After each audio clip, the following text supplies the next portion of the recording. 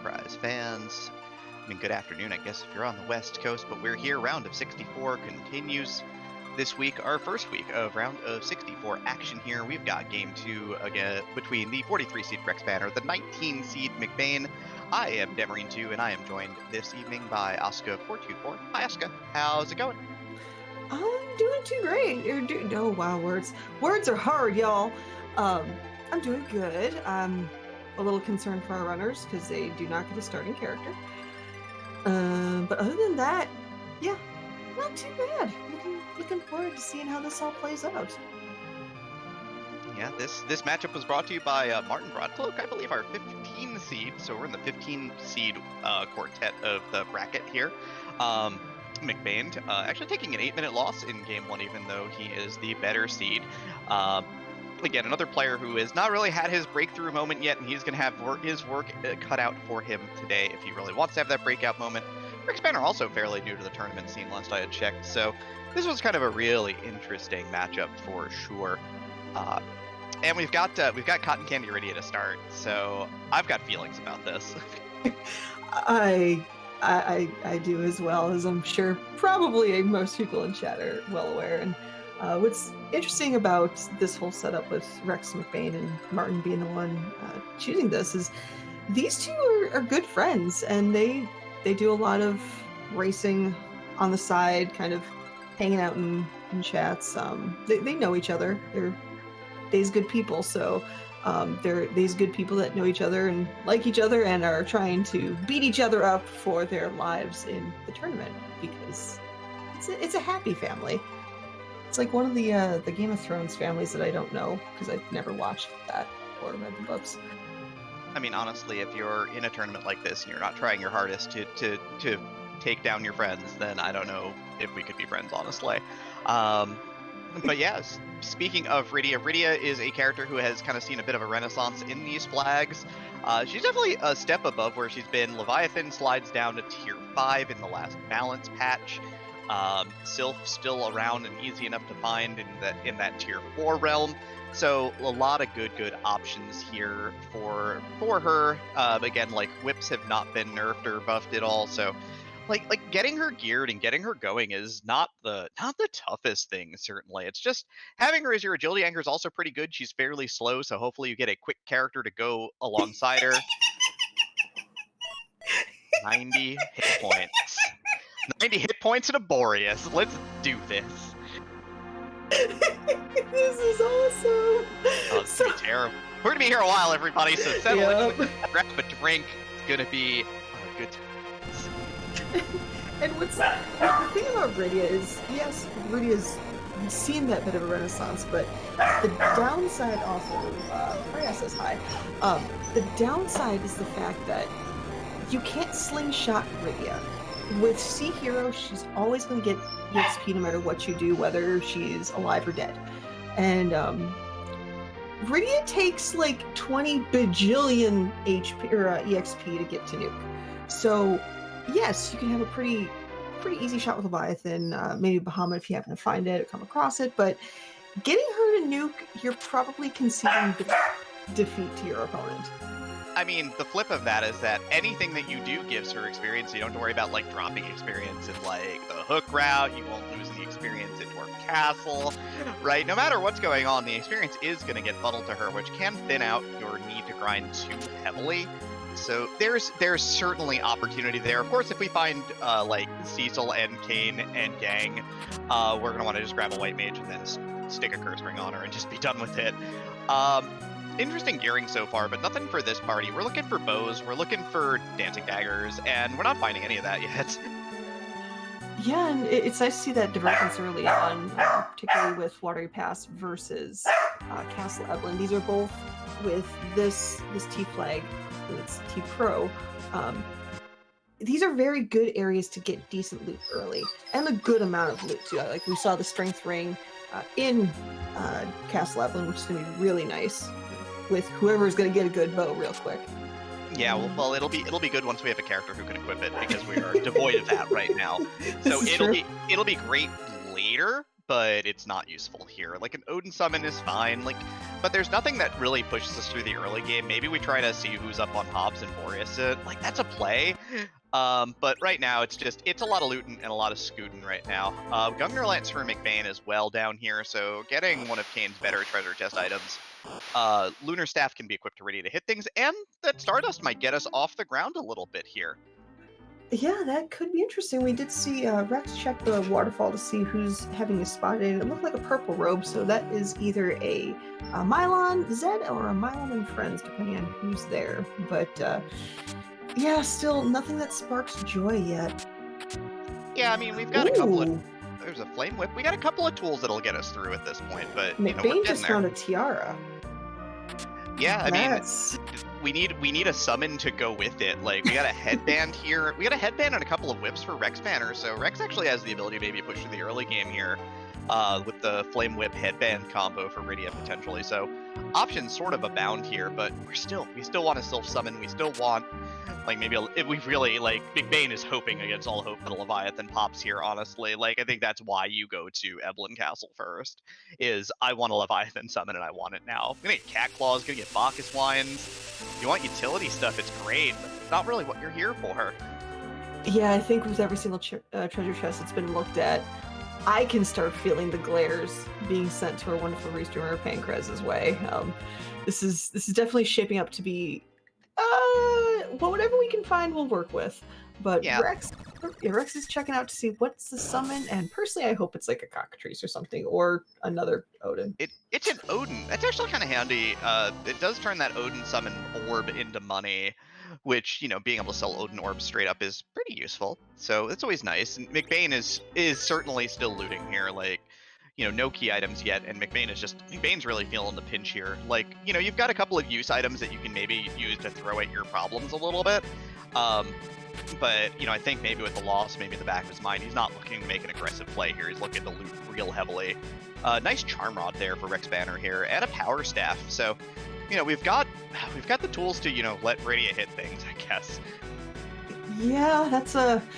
Even though we get the let Rydia hit things, our runners are probably going, yay. It's And also, we have a twin that's having a conversation with an unknown adversary right now. I believe, let's see, Ponytail on the right side, that is a Palom? That I'm not sure. I didn't get a good look at it at that point, so... it looks like Rex is doing the prep to do the fight, though. It's an orange cape and a short ponytail. That's a black mage, certainly. We've got Palom. It's like the only way I can usually tell those is just when they're turning away, as you watch Rexbanner take on those Dark Imps for that wonderful future Quack Kid. If the twin is turned away from you, whichever ponytail, or whichever side does not have the ponytail, that's their handedness. Because I have a ponytail, and I always keep my ponytail on my right side because I'm left-handed, so I relate to Palom. I work with weird mental connections here, people. Don't mind me. This is why they don't let me out of the restream dungeon.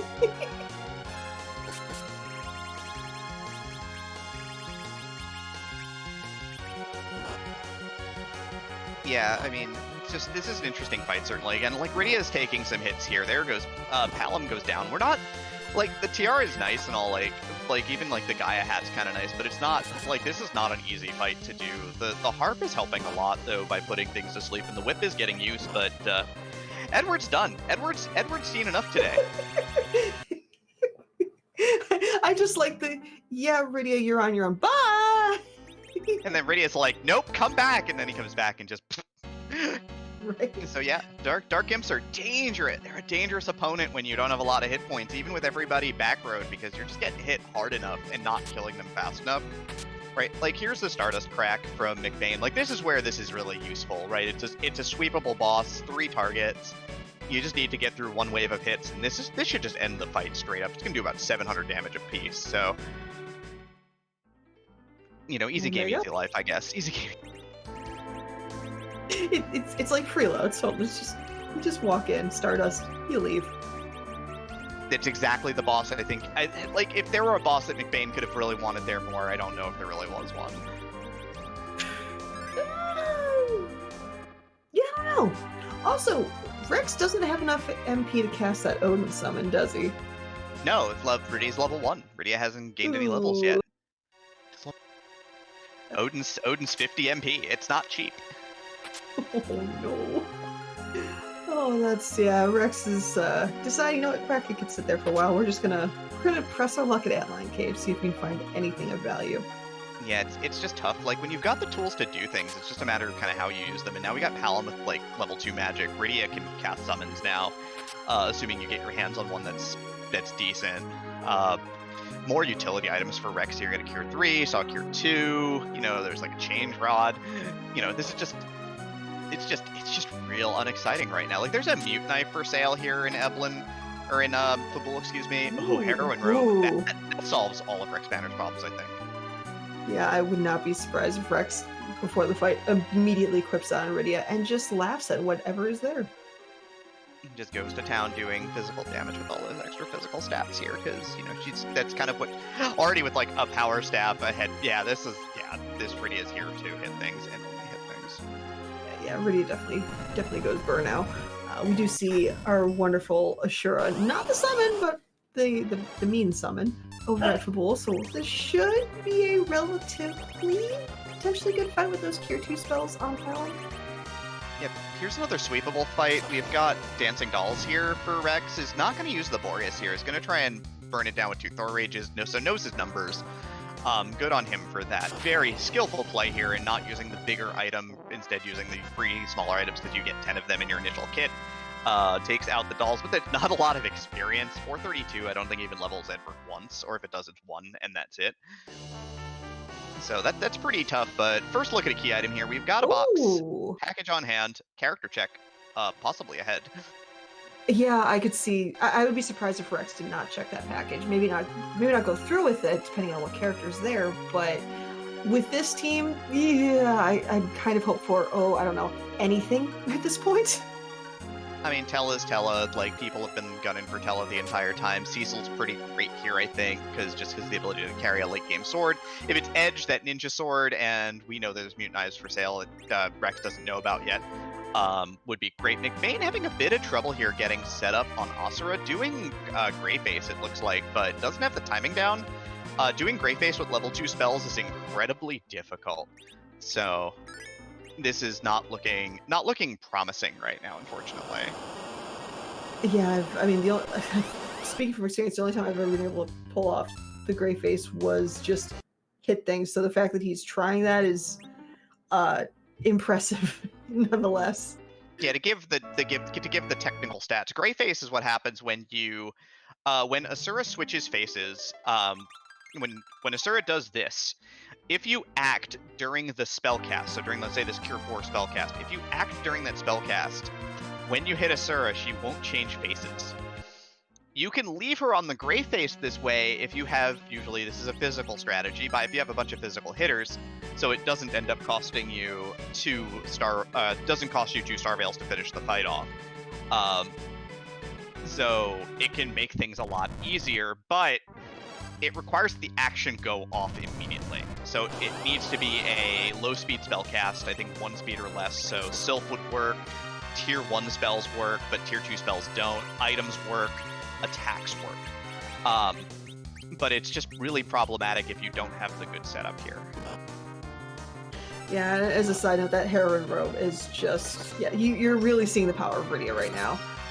Side note, if you weren't watching Rex's screen when you checked the package, that is another Palom. So unless Wyvern or Demus just happens to be at that package, that's a dud, unfortunately, for our runners. But yeah, Rydia is officially going burr and hitting things and doing a lot for a little child with 64 HP. Yeah, Power Staff innately has 99% accuracy as well. So back row glitch with Whip and then use Power Staff and is just going to town here.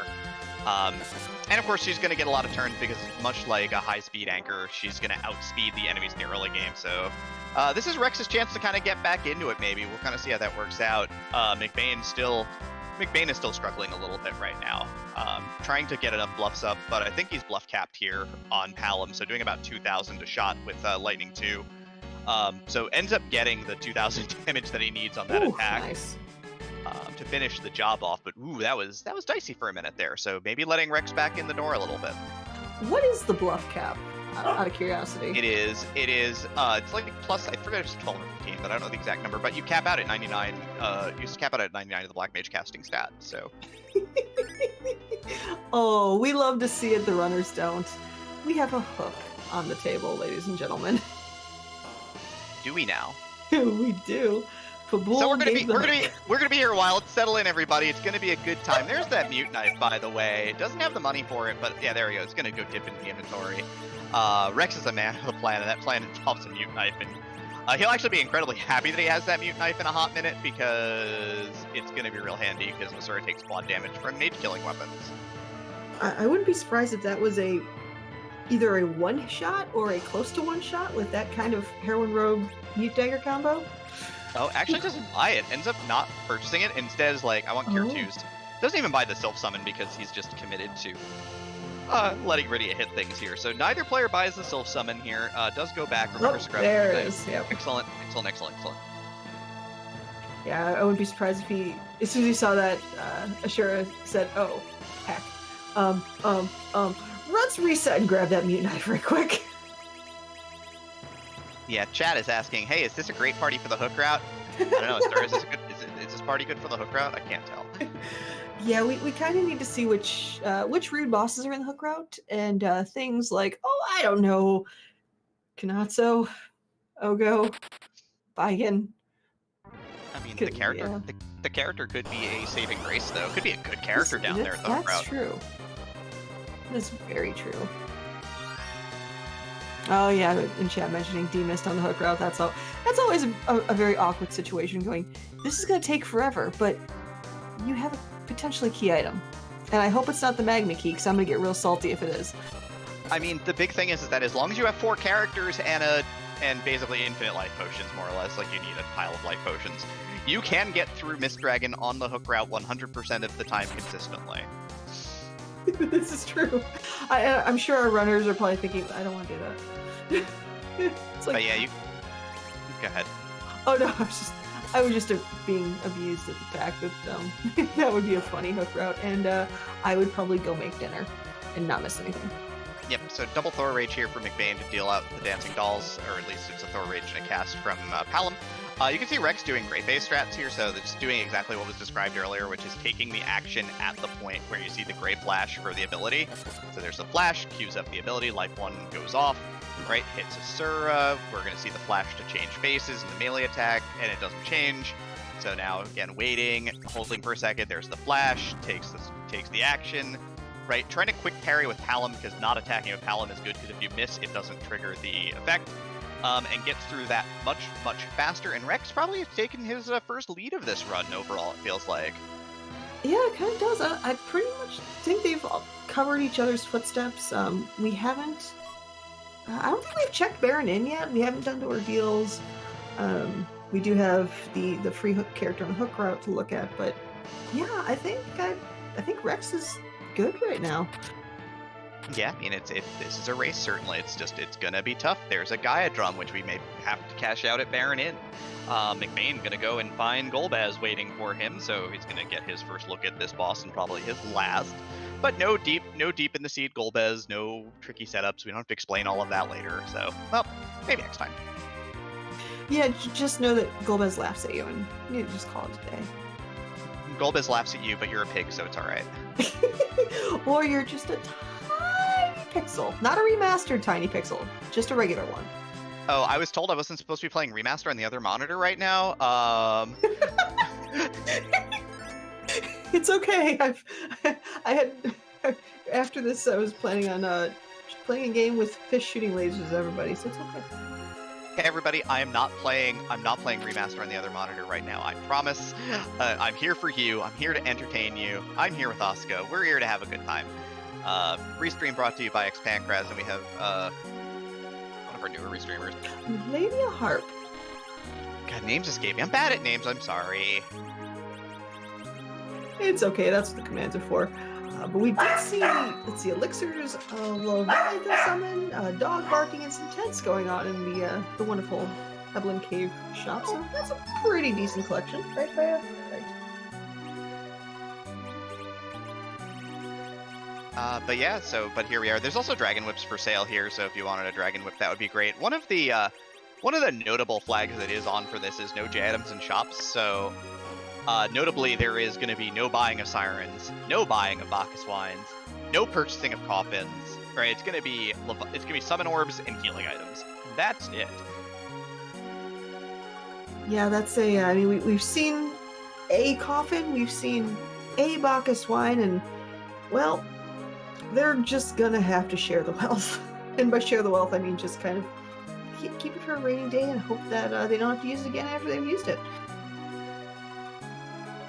Meanwhile, we get to see which character and which boss it. Okay. Oh, that's Odin. Oh, this rules. Let me tell you. This rules like heck.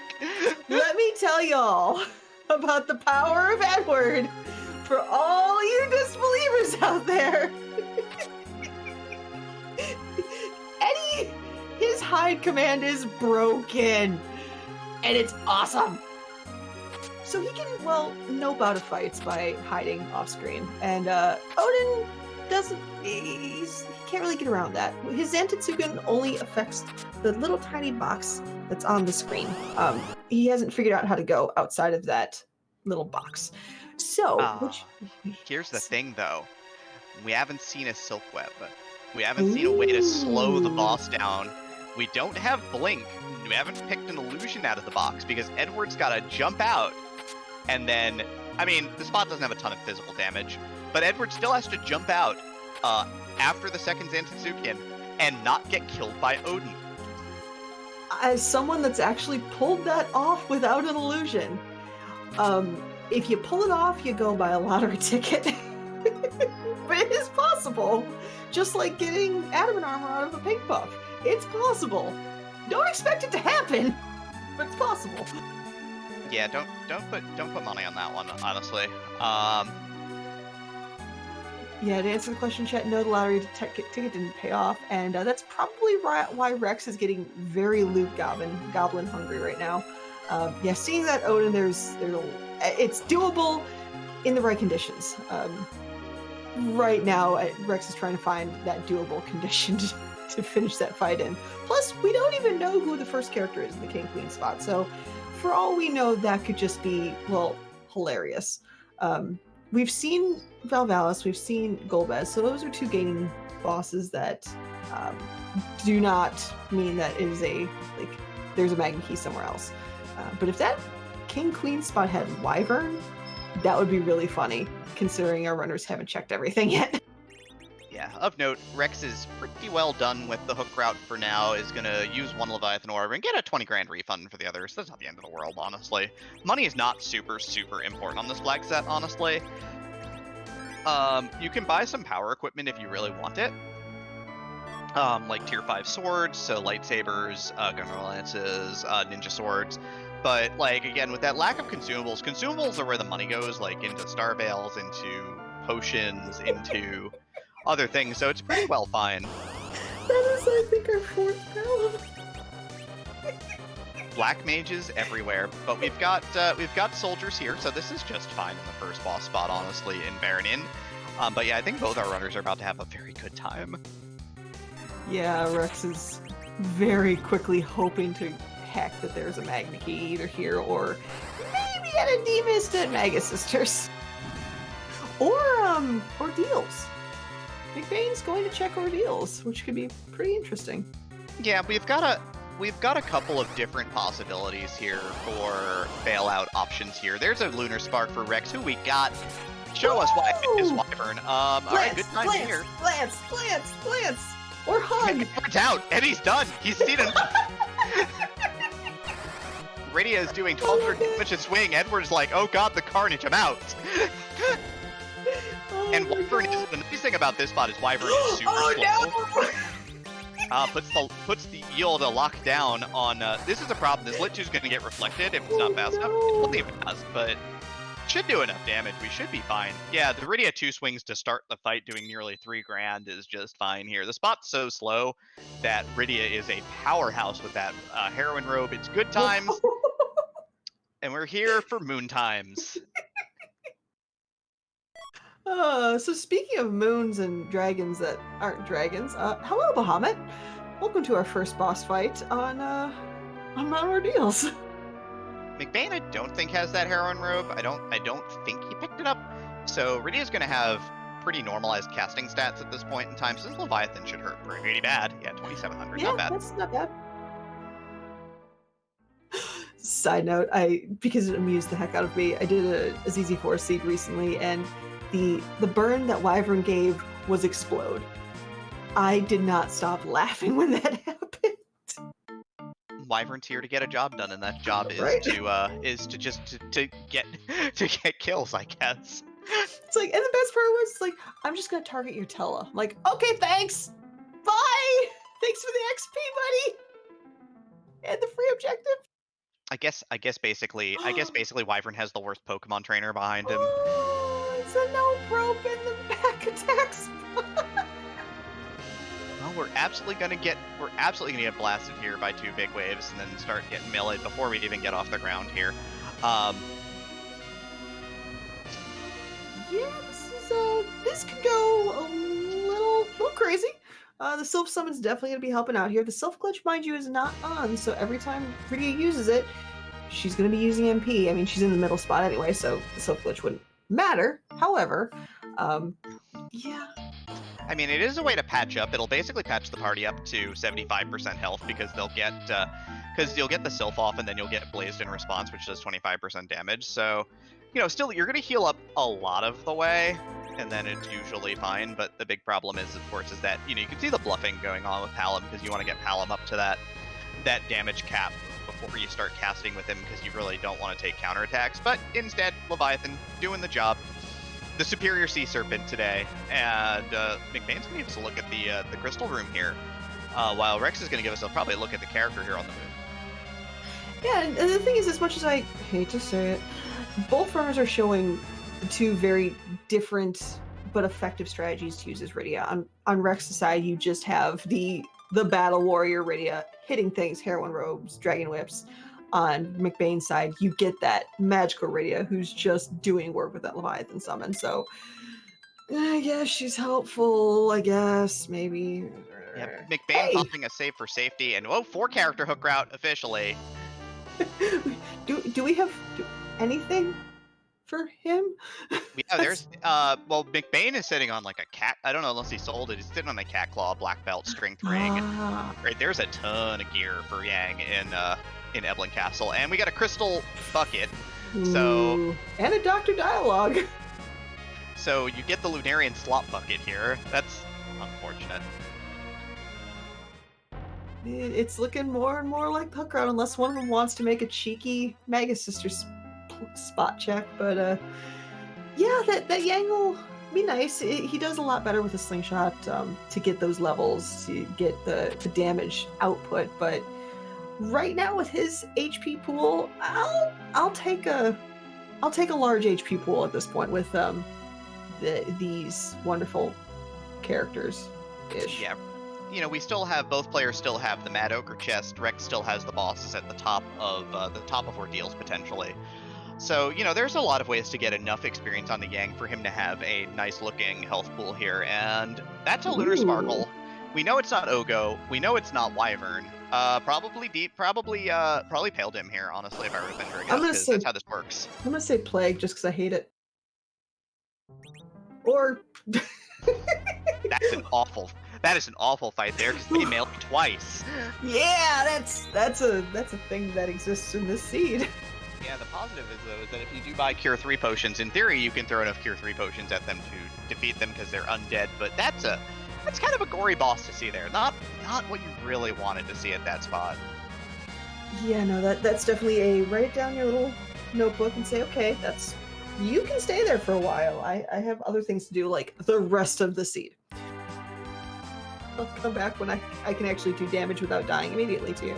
Yeah, I mean, Yang with levels can also do some work there, because the power command is real good and Fire Claws are real good, so you can end up doing thousands upon thousands of damage with Yang, which is really nice. But yeah. My quick question is, are the D-Lunars dragons? D-Lunars are undead. Ah, okay. So they only get one, like, racial type, I guess.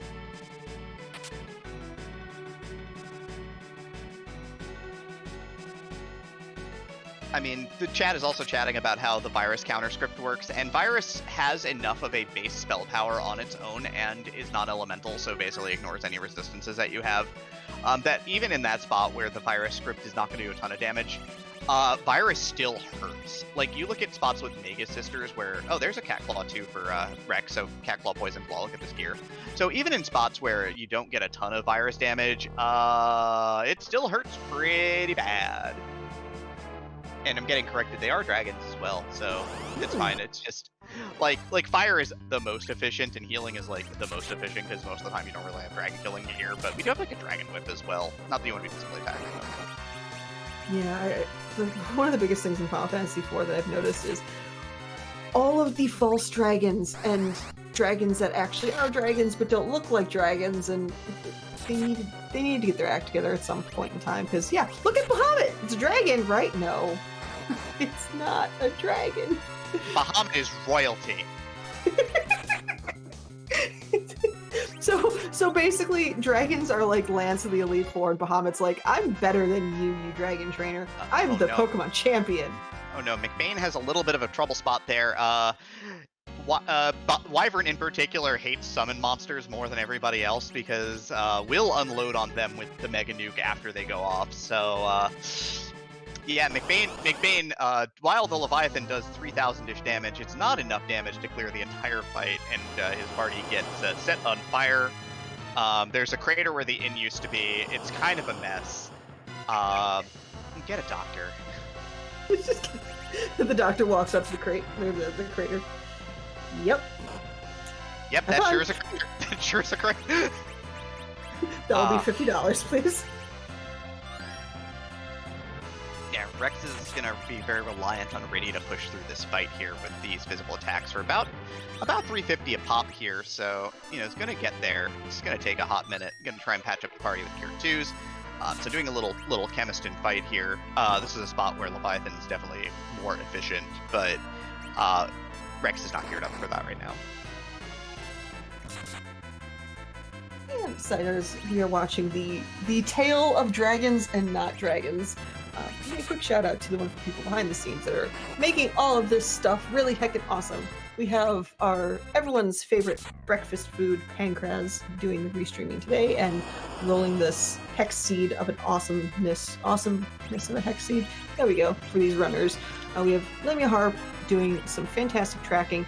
Not able to push too many buttons yet, but that's okay. That will change. Give them some likes, loves, follows. Wonderful, wonderful co-commentator, Demarine, who's just really, really heckin' amazing. And if you don't follow her, you are making a terribly tragic mistake. You need to follow her, because she's pretty heckin' awesome. And likes Porum, so doubly awesome.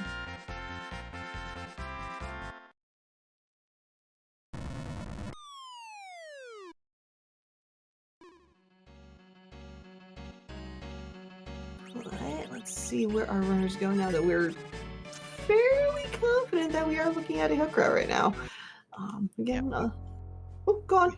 Yep, McBain is gonna raise the whale. Definitely wants that character check as well. It looks like Rex is gonna take his battle princess into single combat, the most honorable combat of them all against 2 enemies, because bad guys aren't honorable. They're definitely trying to follow the Spaceballs approach of evil will always triumph because good is dumb. Everybody's like, that's cute. Let me just have you met my friend Leviathan or Dragonwood? Yeah, like Rydia steps in and it's just like, it is time for you to take off the weighted training clothes, and Dr. Luge goes, what weighted training clothes? And you just see the bloom shake a little bit, and there's a dust cloud that pops up around her feet, and he goes, oh. It's like, oh, crap. Oh, this is bad. This is bad times. Also, I love that Rydia is effectively giving Dr. Dialogue complete, well, except not so much right now, but was giving him the silent treatment. Yeah, I mean, however, the gas counter does go off, and Rydia decides to take a quick nap here, so, because, Dr. Dialogue wants to monologue, dang it. It's time for monologuing. It's like, I have this text in my script. I'm going to use it. Oh. But shout out to all of our Poison Walk fans, because I think we're going to get some Poison Walk pretty soon. In chat, she's only 7 years old. It is nap time. It's a fair point. I want a juice box. Yeah, there should be no poison walk because the party gets healed at the end of this fight, sadly. Oh, lame. It's like... Wah, wah, wah.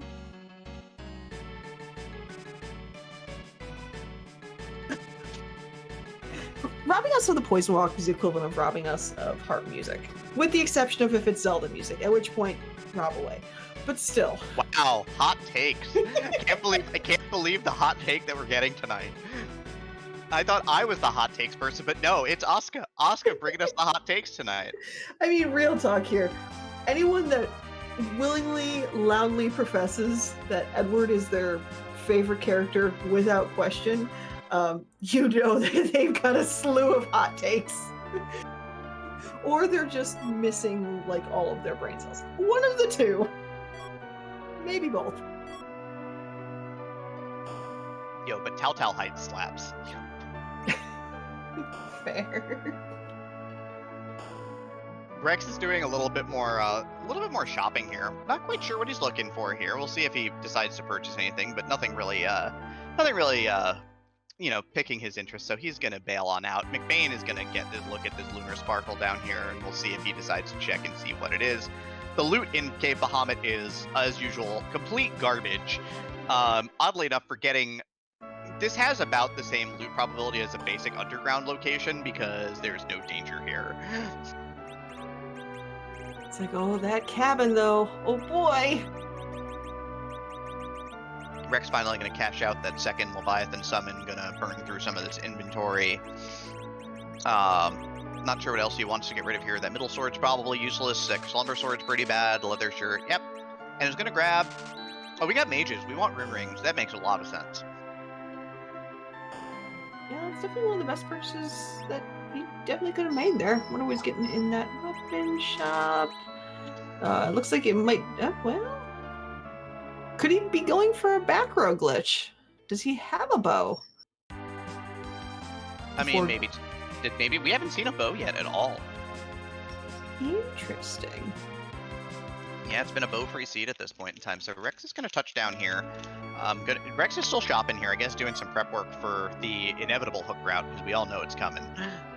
We do have a very interesting play on McBain's side. We've pulled up our hair dryers 35 minutes in here. We'll see if we can get off something before the party dies. I think this is fine if this kills everything. Getting experience on Palom and Iridia is just fine here. Oh, there we go. Yang would be nice for the hook route because you want those extra hit points on him so that he can take a hit, because Yang is not very defensively oriented. Ooh, black shirt is a nice pickup right now, especially since McBain, I don't believe, has that heron robe. Yeah, McBain, who's been reliant on spellcasting the entire time, getting the extra +5 is going to be nice, so he's probably pretty happy about that, honestly. Plus, the other nice thing with Palom right there is Palom did get Quake, so we do have an online Quack Kid, which it's not a complete panacea for anything that he might come across, but it definitely helps solve a lot of problems in the future. I think it gives him a good fighting chance against the hook boss potentially in the first spot, because Quake plus Leviathan may do 6,000 damage outright, which would put him in very good position because it would kill the boss.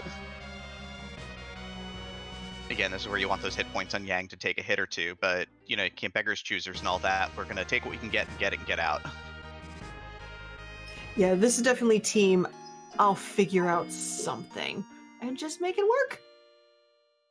Yeah, I mean, Rex is being very deliberate here. I think this is one of the deepest shop checks I've seen any player make on this flag set at this point. Playing very safe. Ends up selling... He's just going to sell his Ninja Sword collection as well here for Black Belt keys, so... Wants to have one for Yang to go with the one for Edward, just making sure that he's got enough gear here. McBain is also going to do a little bit of safety shopping, it looks like, as he touches down at Silver as well.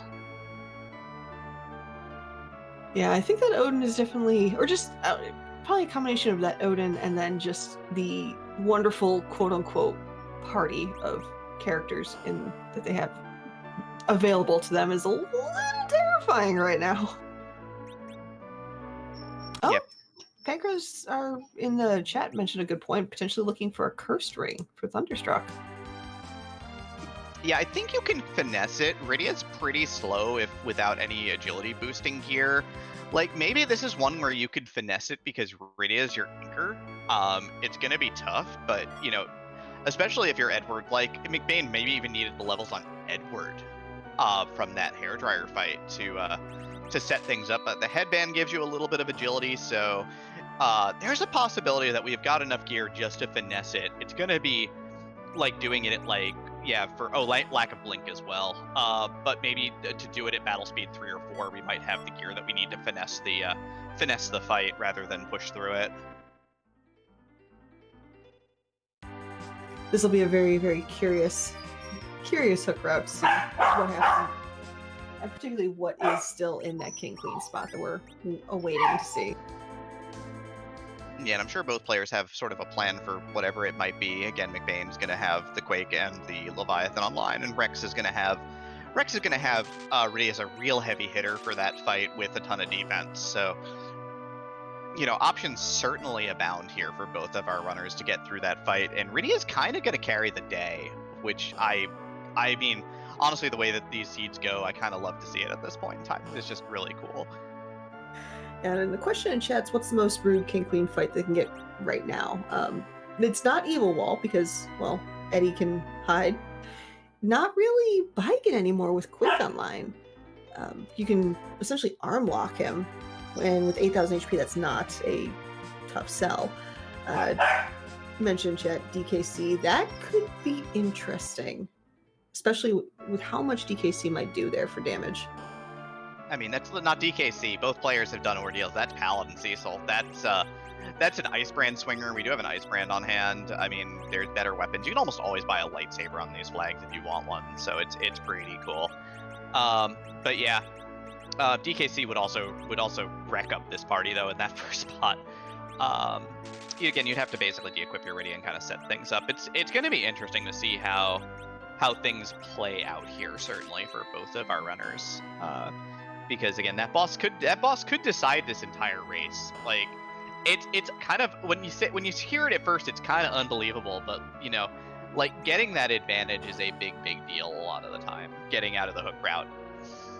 And talking about advantage, Rex just picked up a Stardust Rod out of one of the track synthesis leveling, so that is massive for whichever black mage he decides to put it on. Yeah, he's gonna go and grab that bow that he grabbed as well. So he's got the bow and mute arrows to go with the mute knife. So he's gonna use that to try to take apart these ogres as fast as possible. I'm gonna switch down to the Charm Claw as well here to get the quad damage from Yang. So Rex is gonna clean up these chests for his experience at this point in time, and hopefully we'll see if he can get his hands on some gear here as well on top of that Stardust Rod, which is already a good find for setting up Rydia or Palom for more damage. It always warms my heart when I see Eddie doing as much damage as a Yang. And I also realize he probably still has the mute dagger on, so yeah, that explains things a little bit. Because when I think of Mad Ogres, I think of mages. And okay, Sand Ruby, where are you? That is a sword. That, yeah, that's a thing. Big Stick City. McBain might just get it too because he's in here cleaning up for experience as well on this hook route. So both our runners are going to be potentially with Paladin Cecil party time here, which is, you know, the best time, honestly. And an interesting factoid, we know where there's a Cecil, and that Cecil's in bed. We need the Sand Ruby to get him. Our runners, though, only McBain knows that. Rex did not look at the bed, so he doesn't know that there's a Cecil in this seed yet. There could be another one elsewhere, but as far as he knows, he hasn't seen one. And package was, I think, the Duplicate. 80th Palom. Palom learned how to clone himself. It's really scary, everybody. the Mysidian genius learned a new spell, and it's not really a cool one. When they try to level up the twin spell and things go, it's like, wait, why is there a third one? Oh boy. Oh no, that's bad. Bad times. Where's Porum when we need her? Rex is gonna get Quake now on Quake Kid. There's a power shirt too, so gear here? Yeah, lots of gear here. So it's not gonna be a problem of equipment that gets us through this hook route. It's gonna be Odin's gonna be a problem of skill here. We're not gonna DPS race that fight. Like Thunderclaw Yang would need a Bacchus Wine, which we have one, but also you'd need Lit 2 from the Kid doing like 3,000 damage a shot. You know, plus Rydia. Like, you're not damage racing that spot because he's gonna be, you know, just too fast. It's really gonna come down to getting that Thunderstruck off here. But yeah, Evelyn was looted. Yeah, and this is why, for those getting into Free Enterprise or whatnot, this is why sometimes you want to make those trap chest checks. You can spike some absolutely amazing things, and with the most recent version of Free Enterprise, there's a wonderful Tier 8 now, which is Crystal Sword XCal, Adamant Armor, and I'm not sure if there's anything else in that 8th tier. That's it. It is literally let's make that Crystal Sword in these spots that are here like a 1% chance type deal. Yeah, so to actually spike one of those, whoo, that is a complete game changer here.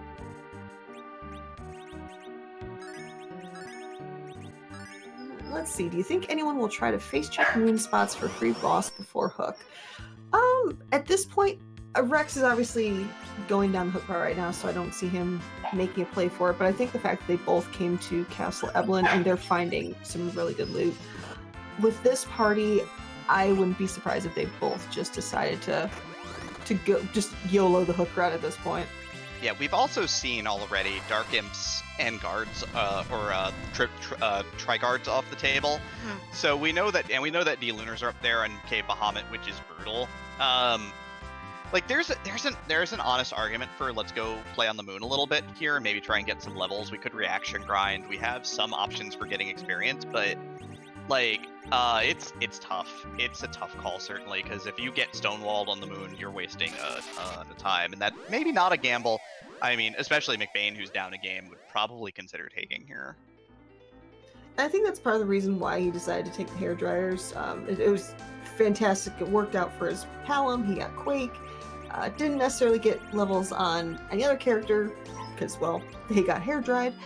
But it's, plays like that to just get that little bit of an advantage. It sometimes works, sometimes doesn't. And sometimes you get 10 samurai arrows for your troubles.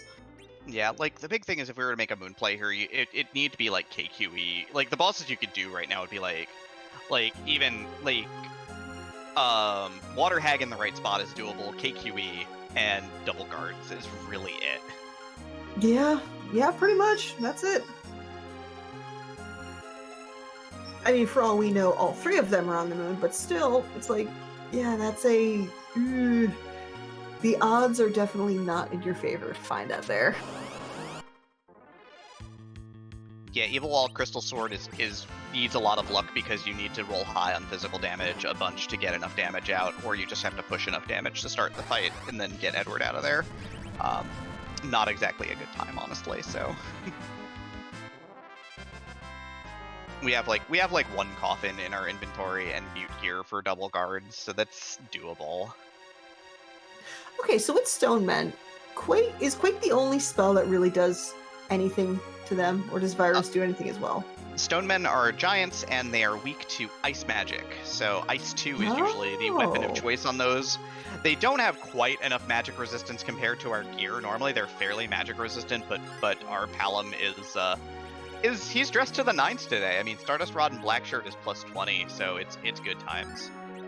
Yeah, he decided to he mistook the pixel remaster that you are very much not playing right now, and thought it was the After Years and was trying to impress his girlfriend. So yeah, he's all set to go. But I did not know about that ice magic. Let me just write that down right quick.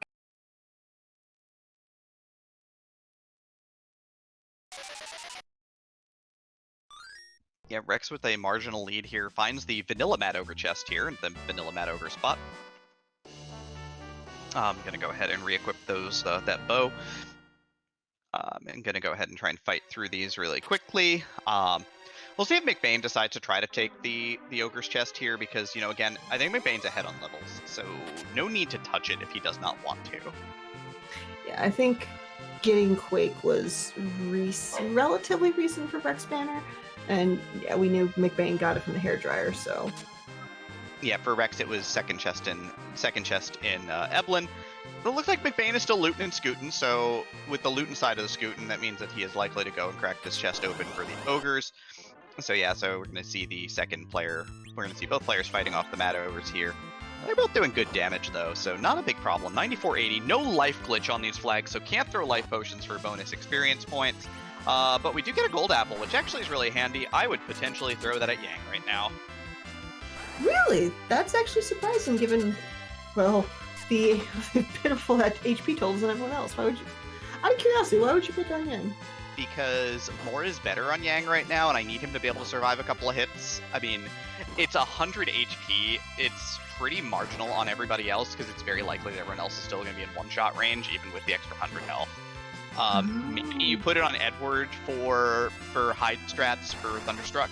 There's an argument for that, certainly. There's no world in which you put it on Rainier or Palom here, though. That's not, I don't think that's a good play.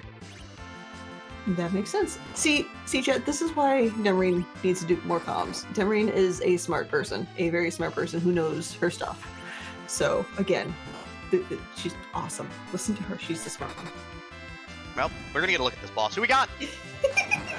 Well, that mute gear, huh? Oh, this is optimal. Like, we've got one coffin here. Just cash out your coffin on one of them. Beat the heck out of the other one with your mute gear, and let's go home, I guess. Yeah, I'm pretty sure Rex and Sunji McBain are just sighing with so much relief right now. Right, like Leviathan summon, great here. Quake, great here. Only need to get that through 3,000 health.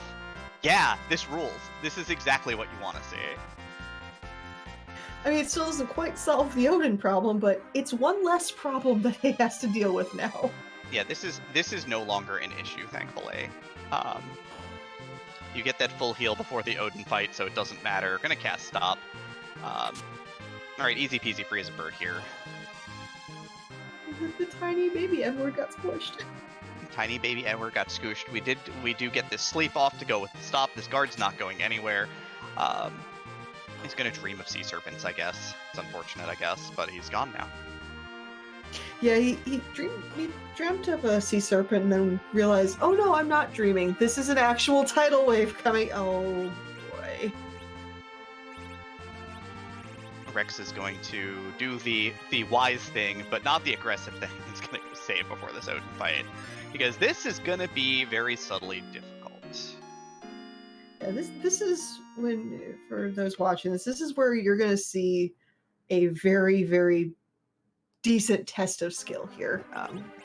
Because, again, the star, unless they can just do massively more damage than I think this party can do, the star of this is Edward and his ability to hide, which is quite fitting given the most recent Free Enterprise emote to make its appearance, the Free End show that I've seen a few times.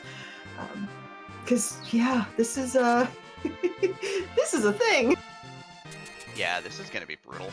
Again, this might just decide the race here if one player just has too much difficulty with it. But Rex is going to give us our first look at it. He's on battle speed 6, basically trying to assure the setup here. Dropped at Rydia's agility a little bit, but, you know, pretty even speed here. And the spot is pretty fast, so going to try and deal a little bit of damage, it looks like, or at least queue up these characters a little bit here. Kind of get them casting big spells. And the thing is, Chow, the way the Thunderstruck works is if you can survive 2 Zantatsukins from Odin, when Odin raises his arm for the third one, you use any type of lightning item, lightning spell, and it'll say Thunderstruck Odin, and Odin takes that wonderful metal riff and he's like, I'm good, and just leaves. Fight's over. Yeah, it's... Yang can do it at this spot with Cure 3s as well. But you have to basically, again, avoid one attack for Zantetsuken 3, honestly, and that's a bit of a nuisance, because this bot doesn't do a ton of damage. Ooh. It's under 1,000 damage. Yang can do it on his own, basically. Except when that happens. Right, so the trick here is that you've got to get the show queued up at basically, like, the trick here is that you can assure that you're going to get it by queuing up the show when in such a way that Zantetsuken 2 goes off before your show goes off after you've queued up show. This is brutal, though. Like, the timing on this is actually earlier than the runners think it is to get this Thor Rage off. The other thing is that if you go too long, even if the third Zantetsuken hasn't gone off, you can still miss the window, because the window closes when he queues up Zantetsuken 3. Yep. That's bad. Is it only the third Zantetsuken, or is it anyone after the second? It is every third. So it's the third, the sixth, the ninth. It is not everyone. What? Yeah. So you can, yeah, it is the third, the sixth, the ninth. So we've got McBain trying to race this out right now, it looks like, with Lightning 2s and Leviathans, and you're going to kind of see that this is tough. This is tough. This is going to be a lot of fun for both our runners. I mean, because this is a not small amount of HP that Odin has. We're talking, I believe, in the 20k range. No, yes, maybe 5. 20.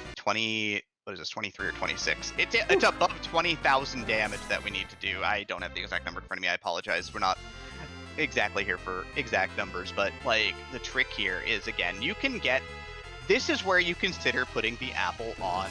You consider putting the apple on Yang, right? You've got a couple. You have a couple of cure 3s. You apple Yang, and you hope to all high heaven that he gets through this. And the thing is, as you can see, like you get the arm motions for when there's party members alive on the screen. However, when there's nobody alive on screen, you don't get that visual cue.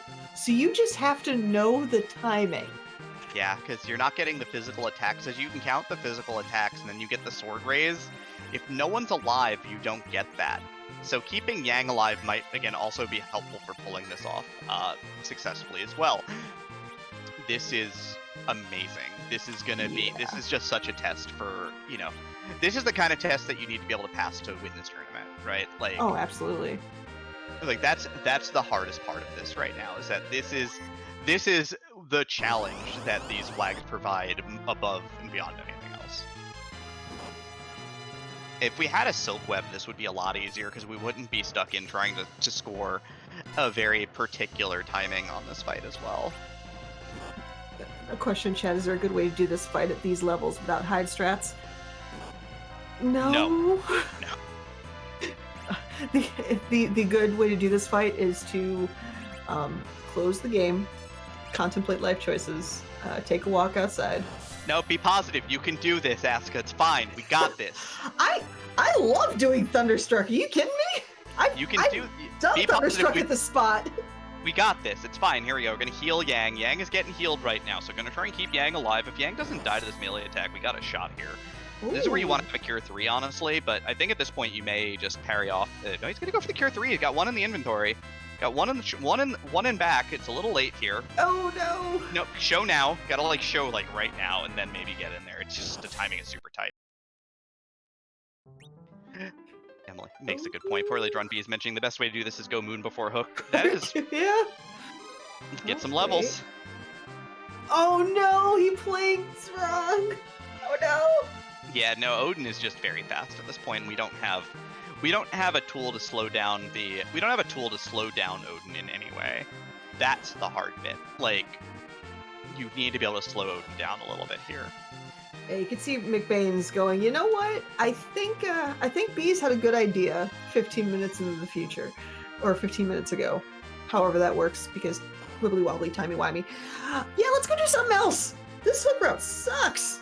Let's go to the moon. I love these flags. It's like I've got a Palom, a Rydia hero, an Edward, a Yang. It's dark, and I'm wearing sunglasses. Hit it.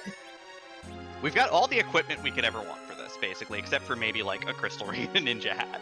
Right? Like, we can't really do behemoths. Yang does not hit hard enough to get through that in a timely fashion. We don't have a white mage. We don't have weak. We don't have an hourglass for doing like any of the hourglassable encounters. We don't have a white mage that can cast mute, so we can't do warlocks. Man, are we? Please tell us we're reaction grinding. I am here for reaction grinding right now. 25,000 experience of fight. Let's do this. Explain the reaction grind for those who are like, what? So right now we're gonna see. First, we're gonna watch and see if Rex gets through there, and if I have to explain the reaction grind, I can explain it pretty quickly here. But all right, gonna hit this cure 2. Yang is fine. Did the cure 3 the first time. Right, it's there. You go. Pop him out. Show now. This Yang should dies. no. Item. No, it's so fast. Oh, come on. Yeah, you gotta have Yang alive there. Like Yang's gotta survive. There are cure 3s in shops. Buying a second cure 3 could get you there, or buying a handful of cure 3s could get you there. Yeah, if that Yang survives, that should knock on my desk. That should be able to do it for Rex, but oh. Super tight, super tight. Like, this is why you buy cure 3s. Like, this is the situation that you want to have them for. But yeah, here we go. McBain is gonna rest up here, and McBain is gonna see what's up here waiting for him. Like the optimal solution here is the optimal outcome is you find King and Queen Evelyn with a sand ruby. Right? And then you have no problem with anything ever. Right. Also, what Rex actually did is pretty smart to keep Yang alive. He put him in the back row. Now we just have to hope Eddie doesn't get hit. But that should lessen some of the physical damage that Yang takes. Does it work? We'll find out in like a minute or two. But still, oh no, that's not good. That's a bad. Edward should probably be in the back as well. Bad. I think he's not. I think he's given up on Edward. I think he's gonna go for Thunderstruck with Yang alone. Oof. I think he's gonna Yang it up here. Again, the second cure 3 would make this really. Oh, good miss. Oh wow. Good miss. Cure. Got it. It might not even need this cure 2. Is he gonna? He's gonna risk it. He's gonna risk it for the biscuit. Everybody. Just needs to. Don't. Oh no, he queues up a cure. Oh, I don't like this. He's gonna get it off, but man, he could have just let it rock. He might have had to let that rock. Oh no. Oh, he needed to heal. What? Oh no. Oh no, he got 1125. Oh no. Oh, my heart hurts. Oh no. Oh, he's got the strat, but my heart. I think at this point, put Eddie in the back row to hide him for insurance, and you know what? Keep doing the Yang, but hide the Eddie just in case. My heart is broken right now. It's too much. Edward out for McBain. McBain popped his siren for Trilocks here. But the problem is without mute, Trilocks are going to abuse your party pretty badly, unfortunately. Or did he pop that as a regular encounter on the way down? I don't know if he turned encounters on. I did not see. All right, here. Yeah, I think Rex has got the right plan here, though. You know, he's just gotta. Oh, nice. Right, the 54 is a good roll. The 255 is fine. He's gonna queue the cure 2, and then he's got to get ready. He's just gotta believe. Like, he's gotta, as soon as the Odin goes off, as soon as he sees the slash, just queue the lightning item, and you got this. Right, here we go. Item. Get in the item menu. Just get in the item menu. There's the swing. All right. No, Rex. I think he's got it. I think he's got it.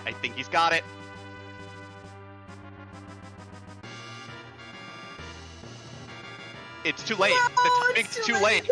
It's too late. This is the worst. No. There's that window closing when the ability's basically in the pipe. The window closes. Wow. He's got the right plan. He's just a little off. And Odin was, aside from the end, Odin was behaving relatively decently that time around. I mean, good damage numbers and everything. And there's uh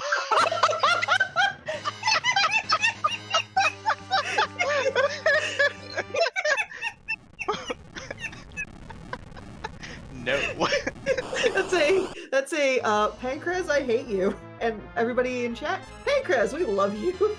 Oh, what? Here, King and Queen are waiting for us.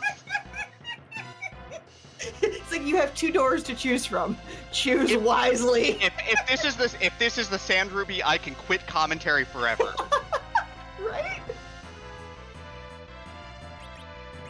I want this to be a cabin so badly. There's Zantet 2 going off right now. Here we go. There's the boop. 11:55, so he just dies. Oof. If this is a Sand Ruby, I just drop the headset and leave, right? Like, that's how this works. I called this then. Kind of, yeah. King and Queen Eplin only cast Fire 2, Fire 1. They have 1 magic power. They have, like, legitimately, like, not a non-existent magic stat, so you can just sort of stand there and let it rock. Magma Key would straight up win the race. I think Sand Ruby straight up wins this race. Cabin. Right, like Rat Tail gives us rolls. Pink Tail gives us a tier 7 or 8, which could break this thing open. Earth Crystal would be glorious here. That's a good one. It's not in like an assured out for us, but it could get us there. I mean, it's not the assured Sand Ruby. I already have the Crystal Sword in my inventory. Let's go get Cecil and end this party. But you know, hey, it's a little bit of experience, which is nice. It doesn't solve our problems though. No. Well, in chat mentioned Pink gives Thunderclaw GG. I mean, yeah. What, McBain? You don't want to deal with the fun alt gauntlet in the room next door? Nah, he's done with that already. He's gonna check this spot. We're really out of free bosses, realistically. Like, yeah. McBain is just gonna get something tough here. First Zantet for Rex here, so party gonna get / gonna have to heal up his gang.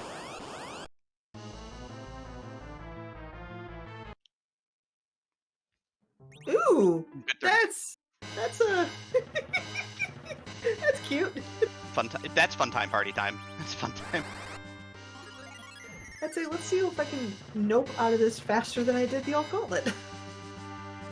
Actually, question about the alt gauntlet, the Urban Altar, or just alt gauntlet in general. How does that affect your EXP gain from?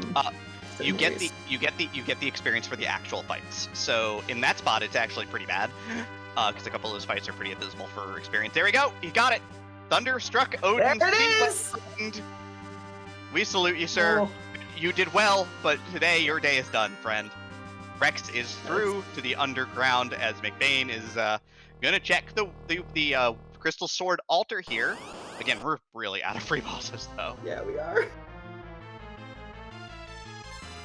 Oh, that's not. I mean, the magic is pretty low, but and you got mage killing gear, but the physical attacks from Cindy are gonna be bad times. Yeah, there it is.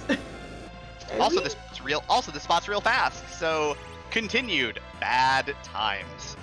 Ooh. And we have either full leg or 25% leg at the top of the tower. I mean, we've got leg substitute. I'm not here for substitute. Leg or discount leg? Partial leg? Leg accessories? Accessories. Leg or shoes? Leg or ankle in chat?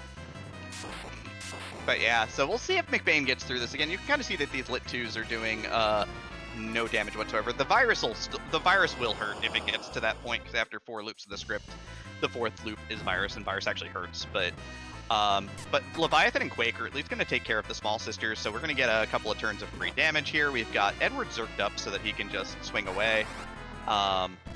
Rex is going to take a look at the Land of Summon monsters. Note that K-Summon is not on, so these bosses are not going to drop key items no matter what, so it's very unlikely we're going to see them fought today. But let's see. McBain is still working on this right now. Alright, incoming magma key out of Fame Arch. Let's just put some salt on the wound. Yeah, I mean, like, McBain has no idea that would be the case, but man, that would hurt my soul a little bit harder. All right, big sis is down. Only the small sisters remain. They got just re-raised, so need to do some damage here.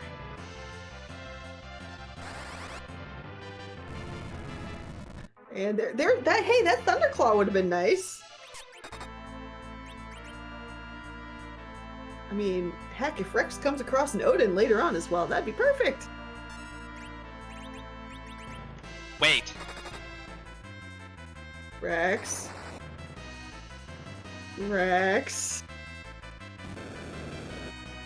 There's a box you need to open. Only one. Just the one. Just the one. The rest of these don't matter, but that one does. I'm sure he'll get it on the way out, right? I hope. It's like just open that box as a treat. Please. Yeah.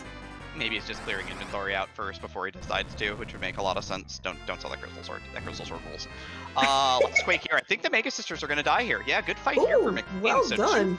Two Moon Bosses belted here. Pink Tail from the freebie, and this one, which was not super free, but I guess for casters, it's where you want to be. Party Rock there for Rex, so he's got Tower of Zod on the mind, maybe. And what do we got here for McBain here?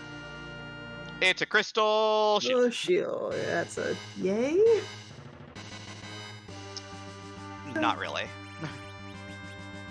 It's like, oh, it's a... Oh. Nope. This isn't old school. It's not 2018. We're not hunting for just the crystal.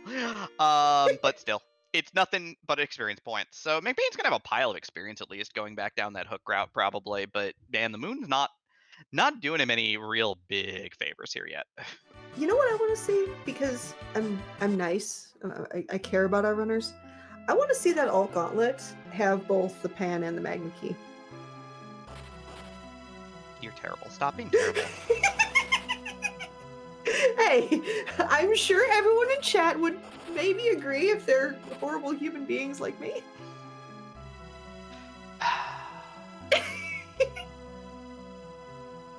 It'd be funny.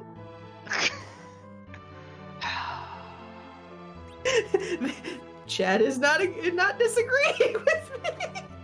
McBain though popped open a chest on the way down. By the way, popped open a chest on the catwalk here. Finds warlocks and carries, and Palom already had enough levels to cast stone. So McBain, Moonveil, that makes the Odin fight free. You can Moonveil your Edward or your Yang, and then you Moonveil your Yang and then heal your Yang, and then the fight's free. But Palom's what's that? Sorry. Zantet goes through it, but your Yang is going to have over 2,000 health. Your Yang's okay. Gotcha. So you can Moonveil your Yang and then just heal him from the Zantet 2, and then he'll be fine. That makes sense. But with all these extra levels, yeah, he's turned back around. Oh, is he doing Gauntlet? Is it Gauntlet time? Would that make Baigen free? No. Baigen's got the stun and Baigen's got stun and Vampire, and Vampire hits pretty hard in that spot. So, doable, but would be slow at best. Okay. What makes that fight free is if you have two fast quick casters. True.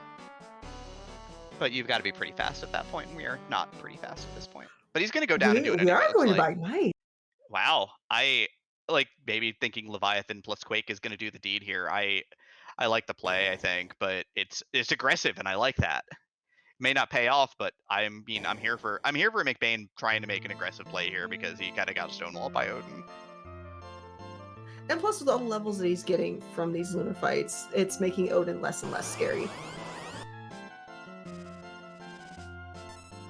Look at Yang, like a champ, taking that first hit for 1,760 damage. Ouch. Yeah, that was definitely a little. Ooh, that Moonveil is still here, but did not go off on the kid because, Baigen hits like a truck. Speaking of Leviathan, Rex is gonna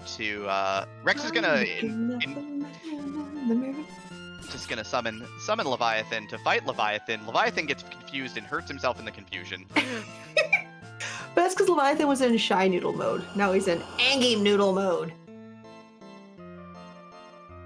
He's it goes from to. Oh. Yep, Chow was asking why the veil didn't get consumed because did not go into the queue, and then so the timing was that got killed before the item went into the queue.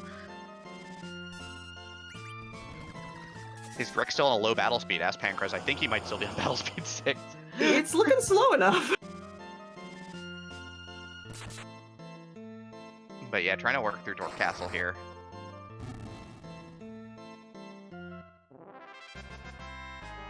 And there's Leviathan, so we can get to see. Hopefully, it's not a 94th Talon. A white mage would be nice here. That Cecil would be nice. Rosa would be amazing here. One Rosa, please. Sushi's not bad here. Why get a sand ruby when you can just get one for free? Take the sword.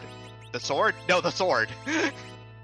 It's like Cecil hasn't even fully walked in here, and Rex is like throwing the crystal sword at him. It's like, you, this, go.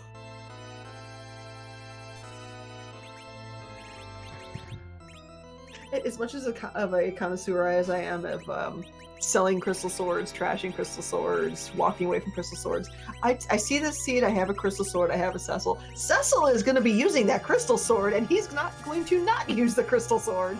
Yeah, gonna get a bow turn in here first, though, to get the back row glitch up, so maybe not because it'll die, but then can just re-equip after combat, because it'll be after combat for the glitch, so it'll be fine. Okay, yeah, as mentioned, chat, now this is going to be the Sand Ruby, 100%. Yeah, just look at the speed of Baigen, though. Before anything can happen, gets the arms off, and then the arms just come right back to life. This is rough. And I don't think the Pale Dim Altar was checked. I think all the other spots were, though. Yeah, we do not know it's on Pale Dim's altar yet. Okay. But Rex has got the man with the plan. Holy Sword, Holy Man. It's probably party time on Rex's side, at least. I mean, the world is his oyster at this point in time, and he's gonna shuck those oysters with a crystal sword. Just see Cecil hunched over. It's like, what? Just having some fun here. Well, I mean, that's kind of partially required. That's 50% of an objective. Yeah, that works. I think 50% of a mist whip, because usually when I think of a sword of legend and a giant rock, I immediately think whip. Yeah, whip. Exactly. Cursed ring, Ooh, too. No, jeez. Everything is coming up Millhouse on Rex's side right now. I mean, and you've got McBain still chugging along here, just repeatedly quaking and keeping his mana up. The thing is, if the arms die before they get to the Entangle Vampire, it's just fine. So having enough magic power here is great for finishing this fight off. And those misses are definitely helping things too. Well, that's Moonveil, so just. Oh, okay, yeah, I didn't see the Moonveil you said. Incapable of taking physical damage. Moonveil is their own. That makes sense. And there goes Biden. Wow, good Biden. What a fight. If nothing else, McBain is showing off why he's in this top 64, because he's real good at this. And there's the other Holy Sword for the Holy Man. It's not progress, it's not the Magma Key, it's not a Sand Ruby that he knows gets him Cecil, but it's done. And we know there's a free Holy Man in Dwarf Castle if he can get past Odin, so yeah, that's a nice pickup for McBain, especially since we don't have white mages yet. The problem is that he's blanking out on the pan and he's blanking out on the Magma Key right now. And very true. He's in an incredibly tough spot because of that. Rex is just going to move the hovercraft. He doesn't need to go through the hook route anymore. He's just going to leave it behind. And it looks like Tower Zot may be the next stop on his world tour, Cecil and the Crystal Swords world tour here. Yeah, Cecil just said, "All right, you've been doing real good job on Odin, but just my shoulders can handle it. We can go party." And speaking of party, McBain said, "You know what? It's time for some Gauntlet." On the flip, noting somebody had noticed, Sukibaka in chat noticed that there's no Sheila check first, and so I'm gonna give the theory on free checks and free enterprise, which is free checks don't have value until they can give you go mode. There's no way that Rex can get go mode directly from Sheila 1, unless it would very specifically have to be Sheila 1 giving the pan, going back and getting both the magma key and the adamant, and that's impossible because the sylphs are not a key item spot. So there's no outcome where Rex would get go mode from that. So this is correct. I never thought of it like that. You That's need a good magma. point, though. I mean, magma pan. People are mentioning magma pan and then go up and do Cave Bahamut, but like, why would you gamble on that? Like, it's pretty low. This is pretty low risk right now, all things considered. I'm also looking at particularly Yang's HP totals right now. At this point, is McBain thinking if very worst case scenario, we're good against Odin? Or is it still going to be a challenge for him? Oh, yeah, no. McBain will literally walk up to Odin and knock his block off at this point in time. He's got a Thunderclaw Yang. He's got Lit 3 on Rydia, level Lit 3 on Palom. Edward's bad. Oh. Right? Like Edward's kind of bad, but you don't need to rely on him as a strategy or he could be a backup, but not really needed, unfortunately. Rex has finally noted that it's probably time to go back to battle speed 1 or 2. But yeah, third fight here this is the experience fight here. This is Double Dragons. Don't have weak. Palom is getting beaten up pretty badly too. Do we have weak? I don't think we do. I could be wrong. I don't think so. Hey, Edward's dead. Oh. My hands are sad. I mean, I guess F's in chat for Edward. I don't know. Oh. My boy. Wow, 30 damage on Rydia. That was oof. But yeah, Rex is just going to push on this fight, just going with Leviathan and Quake strats on CPU because, just going to try and burn it down. Edward's dead on Rex's screen too, for what it's worth. He took that Globe 199 for the team. And Eddie was so tired of everybody trash talking him, he just like noped out on both sides. He's like, I'm done here. I guess this is the character. Wow. Feels a little late for this one, but there's Tella. Is D-Money even worth it at this point? Like, I think that there are faster grinds at this point. Like, D-Money's value drops precipitously as the seed goes on. So, like, that's kind of the hard bit, right? Is that, like D-Money's value is very high in the first 30 minutes, and it's very low after that. Rex could do Behemoth chests, Rex could do Moon bosses. We know that they're doable here. Obviously, Tella's still better than Edward, so gonna add that onto the party here. But, like, you've got options, certainly. That makes sense. Oh, Trickerbot.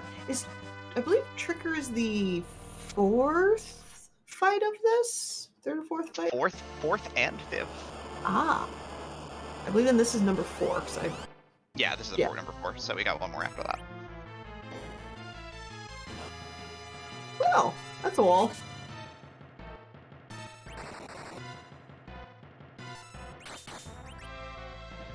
How quickly is this wall going to go down with Cecil doing 3k a shot? Is Cecil finally reached the point where he can flex? Also, Tella can cast one very important spell at this point. Blink, Zerk, Meteo. Yeah, I was definitely thinking Proud with Stick. I don't think it matters at this point. Quake's a good spell too. Leviathan's a good spell too. Cecil's a good spell too. I mean, yeah, if we consider Sid with a stack of Cure 3 pots a great white mage, then you know what? Cecil's a good spell too. But yeah. No problem here. Rex is going to clear out the Earth Crystal here, while McBain's going to give us a look at the end of this fairly shortly here. These viruses are doing good damage. You got enough levels, you're doing like 2,500. He's got a Thunderclaw and Yang. By the way, Thunderclaw does not proc the non-scaled cure or Lightning 3 counters from Trigger, so it's fine. And it does quad damage. Earth Crystal gives us Tella. Yeah, that's cool. And a Samurai Armor, but mostly Tella. I guess the free checks are kind of on the table here. I think Sheila 1 is probably the most logical play at this point.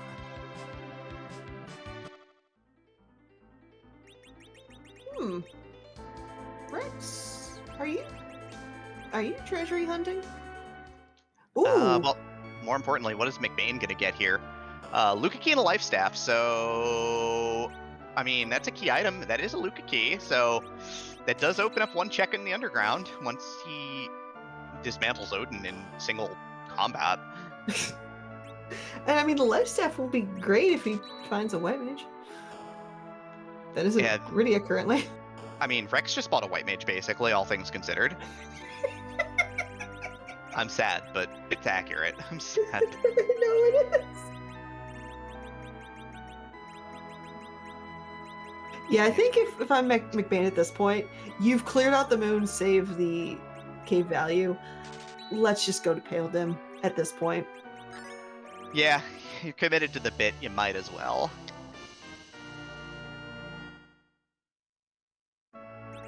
Yeah, this could either just massively pay off for McBain, or, well, at least you got a pile of levels. Yeah.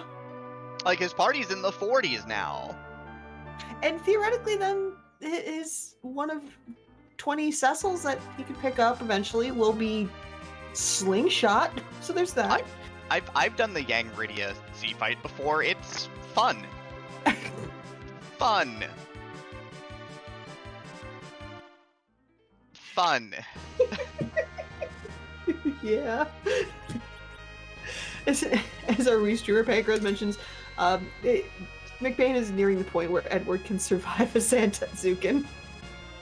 McBain is going to ditch off, or no, McBain's going to heal up and not ditch off, it looks like, so he's going to go do the Pale Dim Altar. If this Rex has decided that maybe I'm going to skip Sheila 1 and just go straight to the moon, this feels like a bit of a play, certainly. Like, this is the does Cave Value can't give us a key item, right? K summons off, but ditching Sheila feels a little loose, I think. But it happens sometimes, right? You're kind of in that mindset, and you sort of let it go. Right, and this could actually be pretty interesting if Rex decides to clear the entire moon and McBain goes to the hook route, takes care of Odin, and just starts smacking people around. I don't think McBain will get up enough time, but he might catch up. Wylam is noting that this could be like a Siren Behemoth D Lunars play, like Zerk your Cecil here, and let your Crystal Sword Cecil absolutely hammer these into the ground. Yeah, right? Sounds good. It's like a play here, certainly. Like Fireclaw, there you go. Fireclaw, Power Swing, Zerk your Paladin. 30 Cure 3 potions. Like, there's options. We got options. Cecil's gonna die here. It's fine. Ooh. Oh, yep, there he goes. We have a turtle? Oh, this isn't bad. Like, we've got these 3 casters. This should be fine. We're like level 40. Alright, I won't believe. Yeah, well, if Rydia can survive a punch like that, then... Yeah, I mean, get enough damage in before Wave goes out. Yeah, I'm one of those people that... Kanatsu's on the list of bosses where, even if I see it in the super canning room, my initial reaction is... Oh. Yeah, Rex, by the way, without all of those extra levels, is getting absolutely pounded here, but is going to throw up a couple Star Veils here, going to try and get, I believe this is a try for a Breath Reflect. Cecil's very dead, though.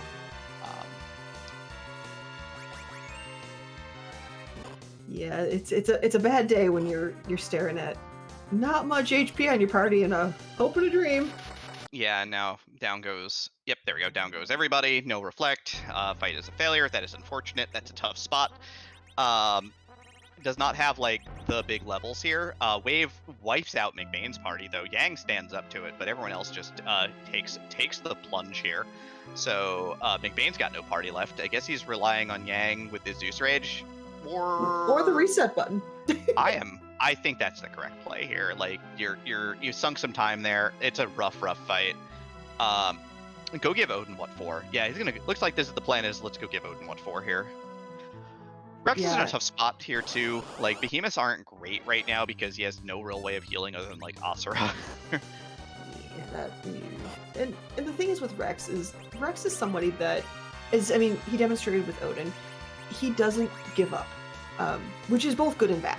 He will throw things against the wall to find something that sticks, which so many people are just not willing to do.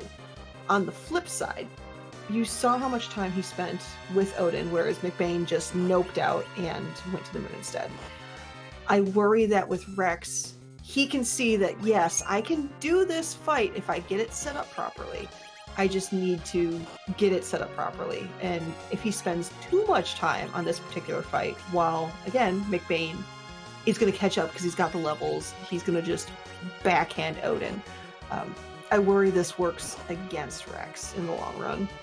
It's really interesting. I think it makes this a race in a way, right? Like if Rex gets through this try, he's in fantastic shape. Like Agreed. Realistically here, he's gonna try and get a wall off with Hela here to fill the gap here to get off that second wall. So he's got a wall on Cecil, wall on Palom. So and this is right on time too because there's the breath. It's gonna be a double reflect. So full success here. So it is now time for Cecil to do what Cecil do best, which is I have a crystal sword. Again, realistically, there is I think personally, zerking Cecil straight up here was potentially a plan, but this works out beautifully. This is a kill, so you can't ever argue with results. The results are good. Man, that frog's look at how strong Frogos! Heck! The big thing is that they can't cast Virus because they're froggies, so it's all good. These cute Frogos. They go from big, scary bars into this cute Froggo. I mean, look at that bewildered, confused face on that frog. You can't unsee it now. How did I get here? I was a lot bigger a minute or two ago. Maybe I can still breathe fire. Rawr. Oh. Okay, maybe not. But Rex is going to get objective 2 on the board. Odin, or Cave Bahamut down, Odin up on McBain's side. It's time to race. It's a glass mask. But hey, objective down. That's what matters most here. 2 key items to go. Now just the question is, where? I mean, we've seen Earth Crystal. We've seen most of the moon. We don't know what's available at the Pale Dim spot, but I really am curious about that Sheila 1 check, I'm not gonna lie. It's one of those things where it's always value until it's not, or it's like, if you check it, there's no value. But if you don't check it, it is a jackpot and you're kicking yourself for not checking. Well, it's still a ways to go yet here, but Rex has continued to fade off the Sheila 1 here. For the moon now. We know what's on the moon here. Some pretty rough bosses. I mean, he's got kind of the lineup for taking down Kainat, so Cecil goes a long way for that. We've got a balanced party, which is really where we want to be. Yang is going to easily survive these 2 Zantatsukins can just Thunderstruck Odin, but also Palom is surviving them, so damage racing is just fine here as well. What Odin? As Odin hits Palom, and Palom's like, I'm good, and hits Odin right back. Palom's like, Odin, hold my Stardust Rod for a hot sec, and dead. Yeah, levels solve everything, I guess, but yeah. As said in chat, that probably did feel very cathartic for McBain right there. But at the same time, though, hour and a half into the sea, yes, you've blown up most of the moon, but an hour and a half in, and you are just now getting underground. How panicked are you? I mean, this is a point where I've seen players decide to like skip Dwarf Castle and just go in like Heal's Tower, right? Or just do Sheila 1 right away and then like hope that that's nothing. Like this is the part where I've seen a lot of runners where they had a hard hook route, cleared out the moon, but got like nothing direct. Like Luca Key is probably the play here, right? Like straight up, I got the Luca Key from the moon. It's all I got. Let's chase it. That is a very valid point there. We see Rex. Rex is going, looks like, bottom up. Definitely did not check that pale dim spot. So, or maybe I'm just going to eat my words. I'm stuck with directions. No, we're fine. Oh, I know this clear route. This is the clear route I use. Ah.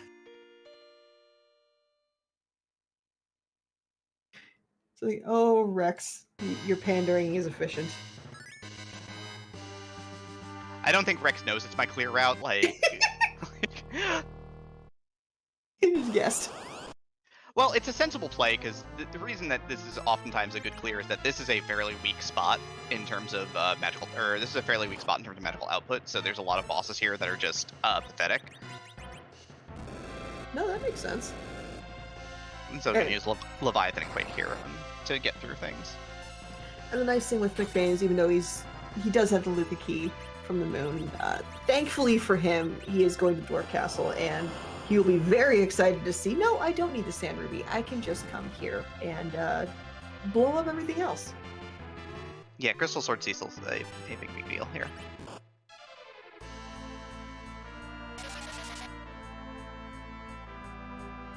And you'll see just how much faster McBain's going to be getting through these fights, because again, levels, y'all. Yeah, like McBain's gonna crush some bosses, but even like Rex is like a better layout for this fight here on the moon for the Mega Sisters because he's got Paladin Cecil with the Crystal Sword. Like it's fine. Like it's pretty darn good, honestly. Yeah, that's true. And as brought up in chat, if you want to Zerk your Cecil, do not equip crystal armor. He's got the extra black belt key, I think, in his inventory right now, so that'll probably be the option later if he needs to Zerk up Cecil. Remedy was queued up in between, so only gets to heal the one sister, who then proceeds to ice two Cindy. Oh, I love it. I love this fight. This fight rules. Or it's like the few times that Wyvern inadvertently like mega nukes itself, and it's just like, aw, you special thing. You tried. Failed, but you tried. But yeah, McBain is gonna just lit 3 Leviathan to death instantly. Yeah, and everyone's noting that McBain, Avenger in hand. Oh, that's Crystal true. Sword in hand too. Oh, and hey, look, a Paladin. It's Paladin time. I'm willing to bet McBain is just like, oh, this just got fun. You know, I think McBain, if I were McBain right now, I'd be like, I got underground in an hour and a half, and the very first thing I get is Paladin Cecil. Oh no. Yeah, that's true. Though at the same time, though, with the Crystal Sword, but granted that's a fairly common trap chest check. That Avenger was also on the moon, and the odds of spiking that Avenger not so great either. Slightly better than Crystal, but I mean, the big thing here is that McBain could feel like he's in trouble because if he was behind getting out of the hook route and he doesn't know that Rex went up to do a full moon here, he did not know that Rex ditched on Earth to come up here. Because if Rex didn't ditch the moon to come up here, McBain knows that that the only place that an item could be from the moon is either that Luca Key or that Kainazo that he was unable to kill earlier. Fair point. Right, and he still would need to go back up potentially to do Cave Bahamut, but I think he would leave that for last.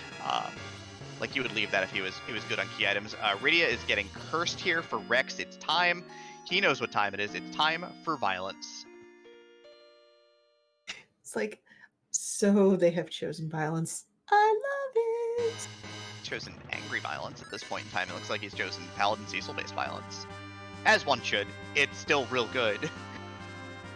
Yeah, at this point you're just like, okay, yeah, I want to just hurt things, please.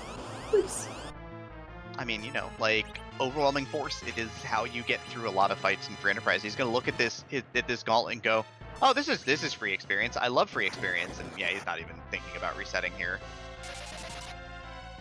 Yeah, definitely don't blame him for this one, because, again, Cecil's just gonna go burr on certain things, like, most things. Oh yeah, this defossil is D for dead. Would that just be a fossil then? I mean, Trace Helix? I was thinking about that not too long ago, too. Sometimes the jokes land, sometimes they don't. This time it did. It's good. But yeah, but definitely Rex was just like, yeah, this is free experience points, and McBain's gonna stock up on life potions here. I will say the longer he's avoiding the Luca key, the more I'm just like, you have a key that nobody likes. Use it. I love that key. That's one of my favorite items in the game. Oh, same.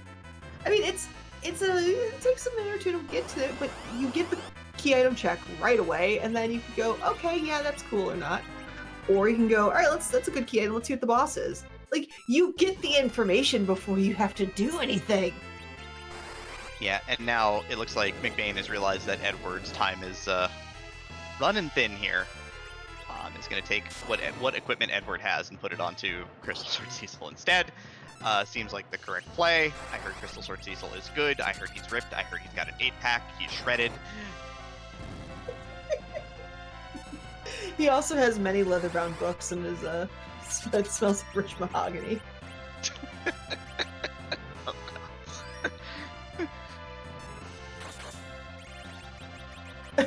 That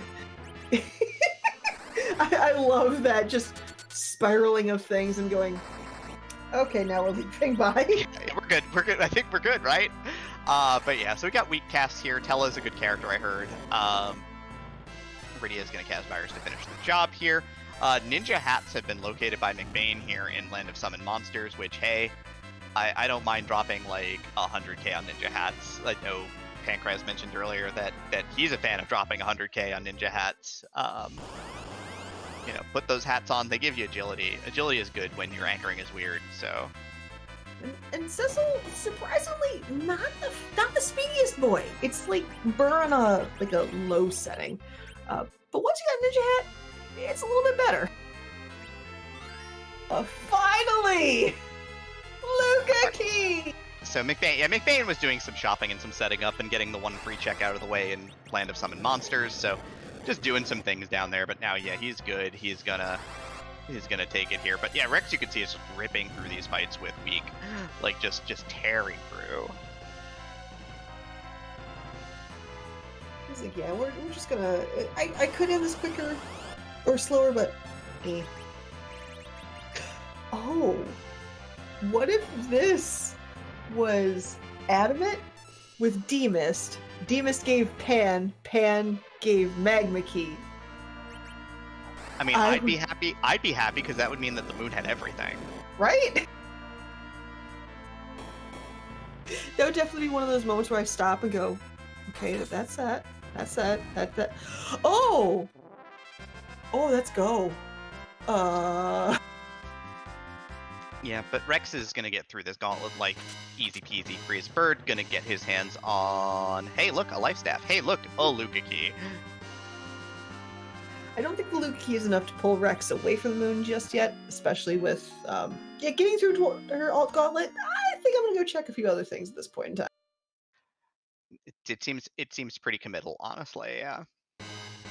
It's like it's one of those. As long as the Wyvern spot doesn't have value, this is time that McBain is getting back, because we know that. Well, no, Pinktail was. Pinktail, we didn't check Pinktail yet, but it's Pinktail. It's not a key item. Pinktail is at the bottom. But the big thing is that Pale Dim's altar is still available to us. Ooh. Oh, he got the rock. Wait. Is this Adamant into Demist? No. Got the rock. Well, it's half our problem, so Luca Key is good. It's not a blank, it's Dark Elf. Which, I mean, Dark Elf basically instantly dies to Crystal Sword Cecil in single combat. I saw the D in Dark Elf, and I almost died! Nope. Not today.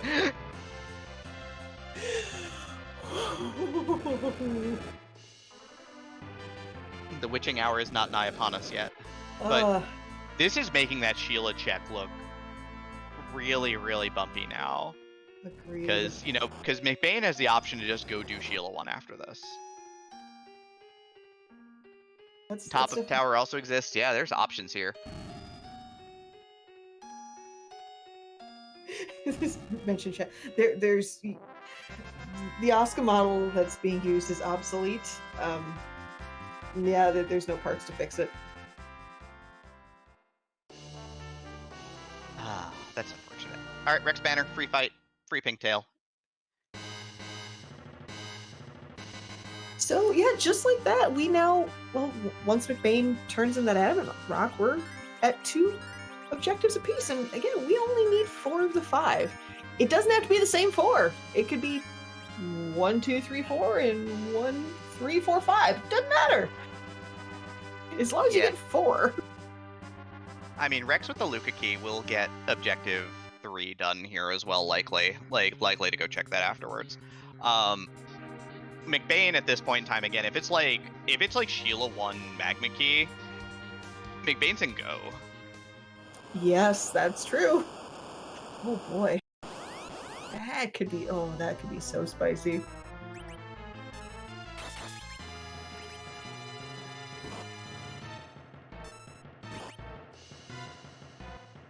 Tella's dead again. This is unfortunate. Tella's just doing what Tella does best. He's doing his best Edward impression. His eyesight's been going bad, so he needs to get really close to the floor tiles to see what they are. And McBain is setting up Sheila 1. Words are hard still. And hopefully we can finally see what Sheila 1 has. And Sheila 1 was shedding light gently. I don't know. Tired. Time to get serious, I guess. It's serious time, isn't it? And why did they put us on Restream? People like when I do commentary, and they like when you do commentary, so they put us together, because I guess they assumed that if they put us together that they'd like both of us doing commentary. But in reality, all of us are here for this wonderful seed that Pancras rolled. I mean, we're here for these 2 wonderful top 64 runners who are trying to make a break for it, and at this point in time, Rex is a win away, and McBain needs this one to get through to Game 3, and they will be taking on the winner of Martin Broadcloak versus Ground Flyer in the round of 32, potentially. But gotta get through this one first. And of course, cannot forget our wonderful tracker, who is getting to push buttons, so heck yeah to leave me a heart, all that good stuff. And if you want to do this, if you think you've got what it takes, A, you do. B, you should absolutely check out our Discord. Shocking, I know we have Discord. Who doesn't at this point? I think that Baiken has a Discord that kind of slithered away from him. But, feel free to join up. Feel free to check us out. And if you want to help out, we'll have you. Sign up. We love getting new people involved from a behind-the-scenes standpoint, from a racing standpoint. Every one of these runners started somewhere, and so don't think it's too late to pick up a free enterprise seat for the first time. And yeah, it's a fun group of people. Most of us started from the Discord. Yeah, that's true. All right, Rex is through the rest of the moon at this point in time, and is going to give us a look at that Kainatsu fight, and see. You should be able to plow through it here. We'll see what we get from it, but Sheila 1 is now on deck for McBain here, and given the way that this seed is played out, this is probably the Baron key if I were to venture a guess, unless it's the top of tower. Twin heart, twin heart, twin heart, twin heart. We have music at home! I don't care! It could blank out, yes. This could be a blank spot, because top of tower still exists as well. Also, Kainatsu spot still exists, so we could blank out here. That would be exciting. Yeah, though, Pan or Magma Key from this spot. Woo! Piece of candy.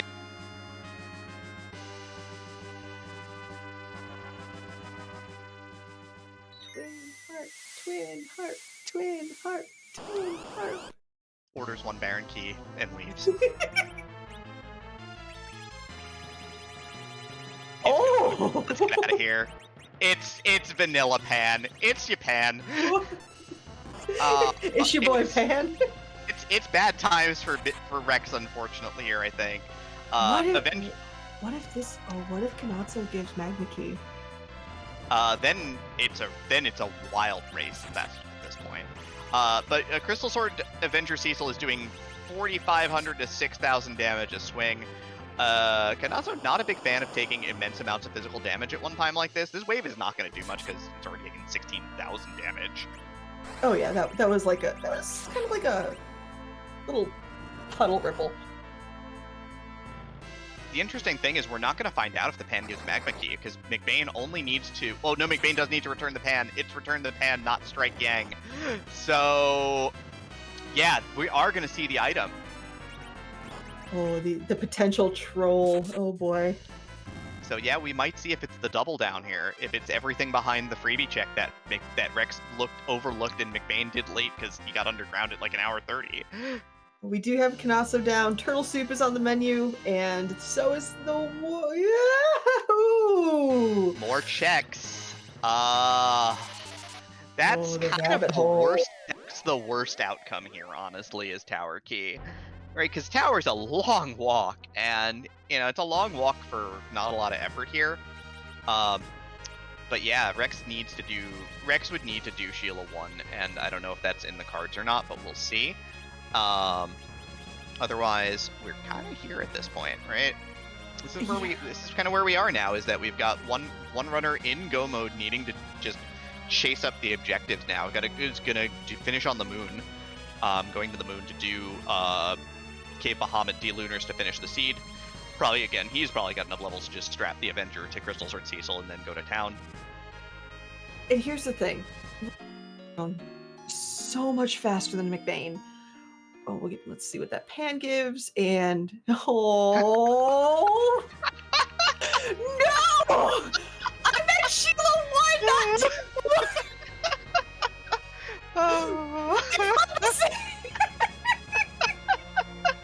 This was not the kind of witchcraft I was hoping for! We have music at home, I told you! But I want it now!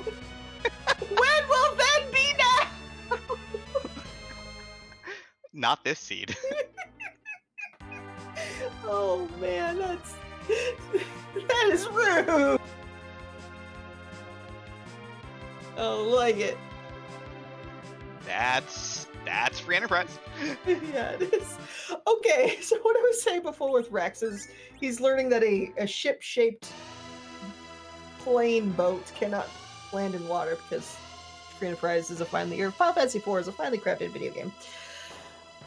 How early did Rex get underground comparatively? And about 40 to 45 minutes beforehand. He has been sitting on this check unchecked for that long. It's the Pan!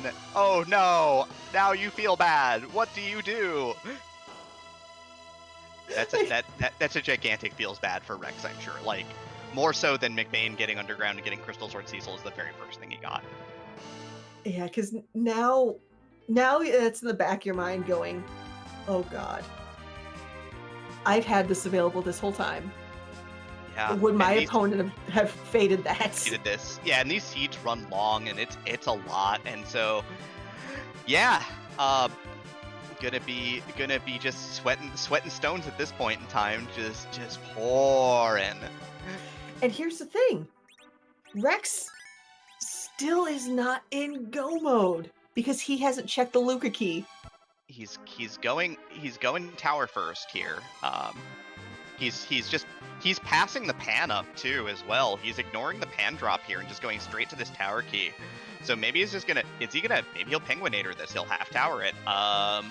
Go and see if he gets lucky and plucks a Magma Key out of the freebie boss here. Short walk. Oh, this is. McBain's doing my favorite grind in the game. Why is this your favorite grind? Because I like killing behemoths in single combat. It's honorable. Fair. Now, interesting, kind of awkward thing for McBain. It doesn't have a white mage. We've got a Sora on ready. It's fine. It's a white mage. It's a white mage 2/3 of the time. Yeah, fair. As mentioned by our tracker, this is a warrior's grind. Yes.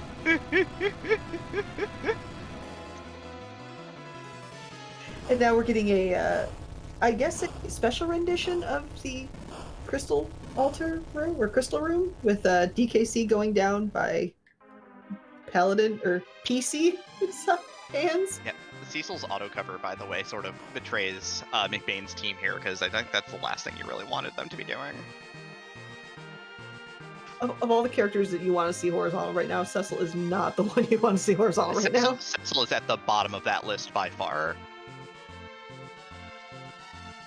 Like, Cecil, I need you to do things that involve not dying. You have a crystal sword, and I need you to swing it. Harumph, it's called landscape orientation. where we are a portrait orientation, see it, thank you. Meanwhile, we do have Rex doing the half tower, and he needs this to be Magma Key. The Pengu special. What do we got?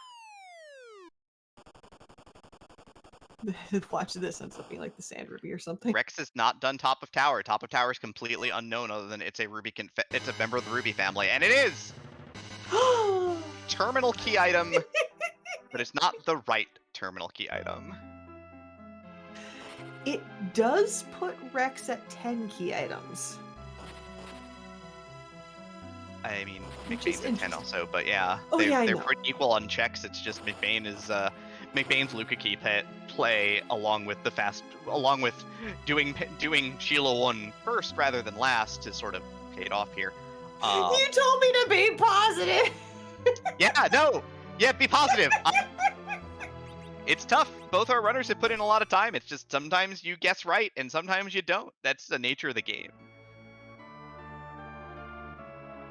But yeah, so thanks. Here we go. What's up? Does Rex finish off the tower now, or does he concede that and go to Luca Key? Or does he chase music like chat wants? Well, you know the answer to that. Look, it'll make you happy, and I don't want that. Wait. No, wrong. No, bad. I do want that. You gotta carry. I need your positive energy to carry me. So let's hope that Rex goes and does music for you. Oh man. Yeah, but these D-Lunars are getting absolutely decimated by McBain because his party is powerful and good and strong and kind and gentle. Oh man, this is kind and gentle. Look.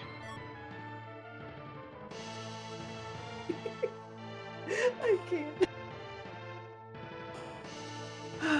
So we do have our first person go mode with McBain here. Hour 55. Now you got to decide how many levels do you want on your Cecil before you go in, because you're level 43, right? You've got Rydia with 1,394 hit points. You have nearly no potions left over at this point in time. Can't get sirens, no edge. So what do?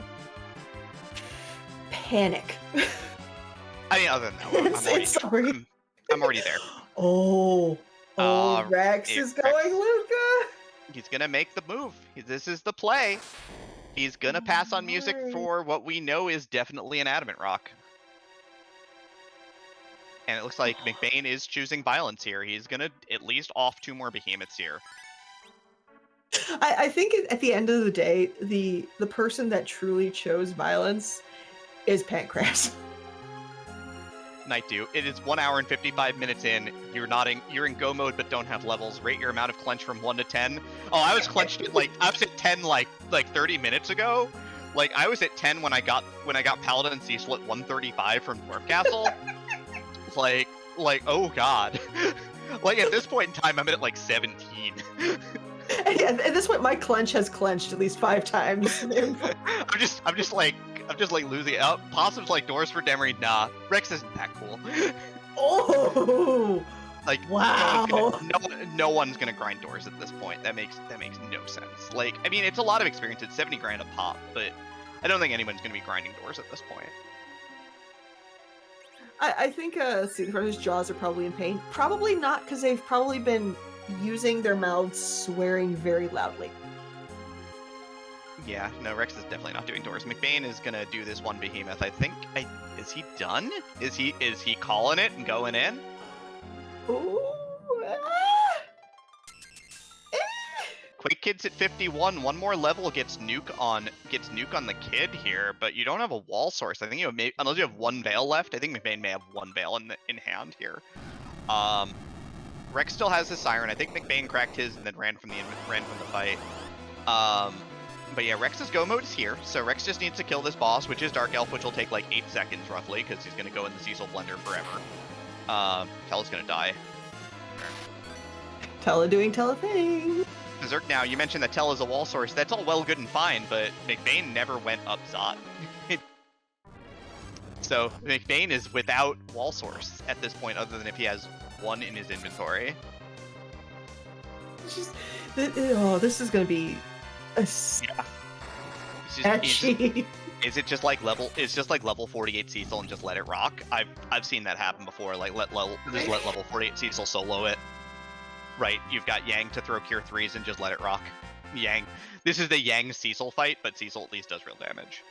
Oh, we have a Burr Mage and a Punch Mage. Yeah, we have an Avenger Saber, so we have the Berserk source. Cecil will be angry for this fight, for sure. And Yang can throw potions and survive big bangs. So this is doable, but slowish.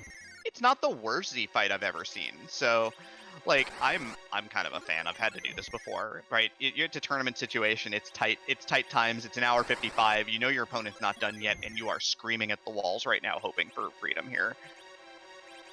Yeah, We are one level from nuke on Palom, and I think 3 or 4 on Rydia at this point. But this is going to be another behemoth. I think this is exactly what you want to see here. Like, of all things, like, this is perfect.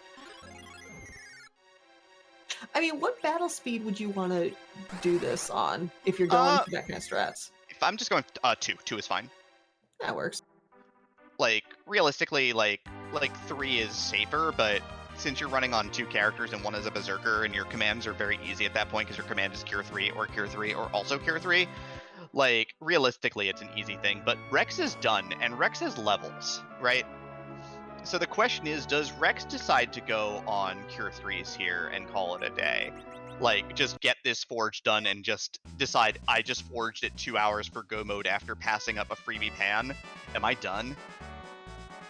Yeah, because again, that amount of time that he just faded that is probably really weighing in on his head, going, how borked am I? Do I just go? I guess he's looking at buying some gear, buys a power shirt and a ribbon. So gonna use a little bit of time shopping here. But things are getting interesting, certainly. Things are getting tight here. Like, he's got 26 Cure 3s, he's got a big pile of Cure 3s, so he's fine on that front. Well, we do have a fire sale going. We have everybody's favorite Bimini and Jiminy. Or however you say it. The double dragons. But yeah, no, he is. This is a full commit to getting nuke on Rydia here. So McBain is going full commitment right now. He wants full power for this final fight. Rex 2 hours and a bit of change here. He gets his crystal, so he's in go mode. But yeah, this is This is sketchy. This is where things get interesting. This is where you gotta decide: are you gonna push your luck or just get a little bit of extra experience? Like, McBain's playing it safe. Rex doesn't have nuke on either his kids right now, right? Palom 46, no. Rydia 43, Fighters at 45. Like, this is Dicey Town, and it looks like he is committing to just using the guys. Like, this is straight up, I'm just gearing my guys up and calling it a day. Yeah, it's one of those things where it's like, you have to go by the whatever check I make is the correct check. Whether or not it ends up being the correct check, we'll deal with that later. But for right now, you got to pick something and just hope. I mean, like, Crystal Sword Cecil lets it rock here. Like Rex could go straight down and try and let Crystal Sword Cecil just rock this fight. McBain may have a faster fight. I mean, McBain may go for direct nukes, and that may be a little unsafe. Both of them have the Avenger Sword. Here we go. It's come down to this, I guess. It's come down to the end. Both our runners have made a lot of choices. They've made a lot of decisions, and McBain's in final gearing. Rex's final gearing is done, so Rex is going to go down, drop a save, and be done with it. This walk is roughly 2.25 minutes to the save point, so...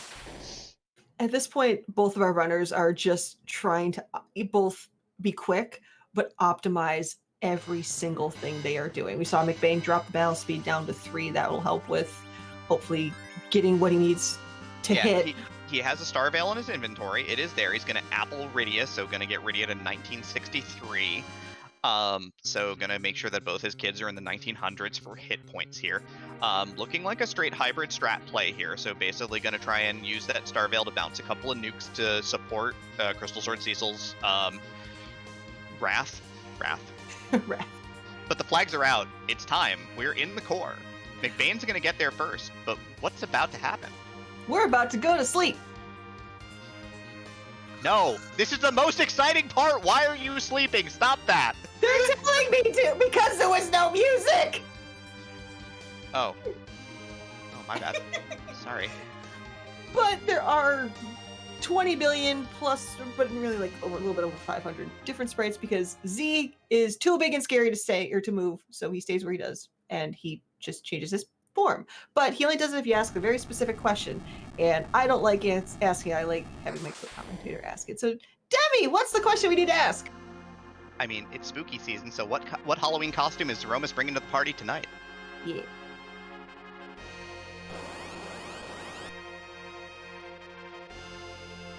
Oh, 2 hours and 4 minutes. Rex is in final. Odin. Hook route Odin into full moon clears for both players, into missed free checks, into who can say what. Rex going to speed 4 here for the Zeromus fight, but in the Zeromus fight right now is McBain. Here we go.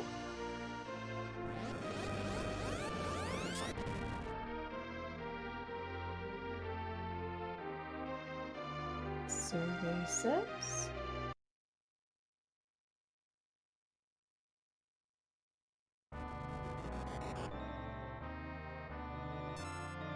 It's King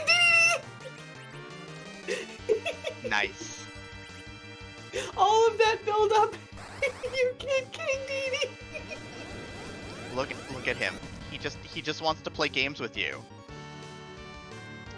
He just wants to do gourmet race and have a good time. Why are you nuking this guy? This is terrible. Why are we being so mean to King Dedede? He's all right. Right? But yeah, it is a hybrid play. McBain did direct the first nuke, so went with direct nuke on turn 1 to nerf Big Bang 1. Normally you have to time it out with the shake so that you hit it between the shake and the Big Bang to reduce the magic power. But doing it early here lets you nerf the first one for free, and, you know, that's all well and good because, you know, we want to reduce that damage because our party is not capable of taking full power Big Bangs. At least Rydia is probably not at 1863. Yeah, I would have to, I mean, what's the low roll on that? Is it 1600? Yeah, roughly. Ooh, yeah, no, that's not something I want to risk, especially if that's where our Star Veil is. Yeah, it's on Rydia, and McBain's on battle speed 3, so, like, in good shape here. And Rex is on speed 4. And I didn't see if Rex cursed Rydia or not. I don't think he did, but I could be wrong. I wasn't really paying good attention. But yeah, so we got the crystal coming out for Rex a couple of minutes behind. We've got Rydia going to cast Asura here because she's our white mage. She's what we got here. So again, 2/3 of the time, works every time. Also, Rex decided to juke all of us and change his mind, so it's battle speed 1 on Rex's side. Is it? Okay. Yeah. So he's going full bore here. We've got Asura success, so team full heal. 5,000 hit points to everybody. Good job. And there, the damage is coming out. We've got Avenger on Cecil for Rex, so just gonna start going ham here. Cecil's really the only source of major damage. Bacchus on Yang. The mages are pretty useless here. Gonna hit slow, so he does have slow here, so he's got slow for safety, so Rex is gonna get a slow off on Z here. Yeah, at this point, it's going to be what effectively is going to be faster? A completely angry Cecil on Battle Speed 1 or hybrid strats and an angry Cecil on Battle Speed 3? I don't even think Cecil is fully angry here. I think this might be, he might be counting damage. I don't know. Oh. He might be counting damage here. He might be going for a reflect kill off of some free swings here. I did not see, because is he parrying or swinging here with Cecil and Yang now? If that was a parry, he's counting damage. Oh, that's gonna get interesting. Now he's swinging away. This is a melee hybrid strat. Yeah, he's swinging with the guys. Yeah, he was like, let me answer that for you, commentators. I'ma just punch. Look, I had to know. We appreciate that, Yang. We have Shure coming out, and again, not falling for the 1 and 3. Yeah. He's going to try to keep Tella alive here, but see, does Rydia survive this at this point in time? It is a full Big Bang, but it's only 1600 on Rydia. Those ribbons paying off, a lot of extra gear here. And then gonna channel out Asura here, so not too worried about it. Gonna get the full heal, so feeling pretty good. We've got a second slow out from Tella here on Rex's side, and it's all Cecil at this point. Cecil and some reflected like lightning 3s, looks like, right? Yeah, and the black hole has come out on McBain's side, so that's... Yeah, that reflect strat's gone! His Veil is done. He does have the ability to direct cast at this point in time, but he is otherwise... no, he does have an extra Veil in hand. He had 2. He's gonna Veil Yang here. Palom should survive this nuke pretty handily. It might do 2,000 damage, but it's really unlikely. Right, so still doing full hybrid strats here. Rex is still sort of stuck casting spells here. Gonna try to keep Tella alive at this point. Why would you? Just for the extra damage, or for utility? Maybe utility? Ooh. Menuing is slow. I think that's one of the biggest things I've taken away from my years of playing for Enterprise. Menus are slow. Yeah, they are. Unless you are very specific people. Menus just no. Well, I mean, just the act of menuing is slow, right? Like just letting Ooh, there's rocks. Just a couple swings away. That means Cecil and Yang can get us the rest of the way here. Or is it going to be time for a direct nuke? He's still got reflected nukes too. He's got everything. He's got the whole kitchen sink here right now. Big Bang out for Rex here. Gonna pop an Asura here, trying to just keep things going. This nuke from Rydia doing some of that real damage. But wait, we need time. What? That was a reflect kill off of Berserk Cecil. My god! Rex gets the quick kill out of nowhere on double reflected lightning 3s. No way. No. Okay, so we have two out. Oh no! Oh no! Okay. Oh my! Now before we see if our runners have started breathing again and see if they want to do an interview, I know I saw a question happen in chat for ties. The window of a tie is 3 seconds. Clearly, this is less than 3 seconds. I mean, we don't know that. We might need to retime, so we're gonna hold that right now. The asterisk means that it actually, as we are speaking, it is currently under review. They're gonna, like Demi said, they're retiming it, making sure the times are accurate. But this could be a tie. Yeah.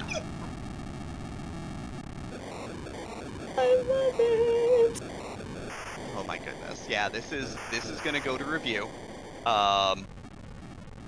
The times in the race room are a 1 second difference. It is 0942 and 0943. Oh my goodness. What a run at the end there. Oh my goodness.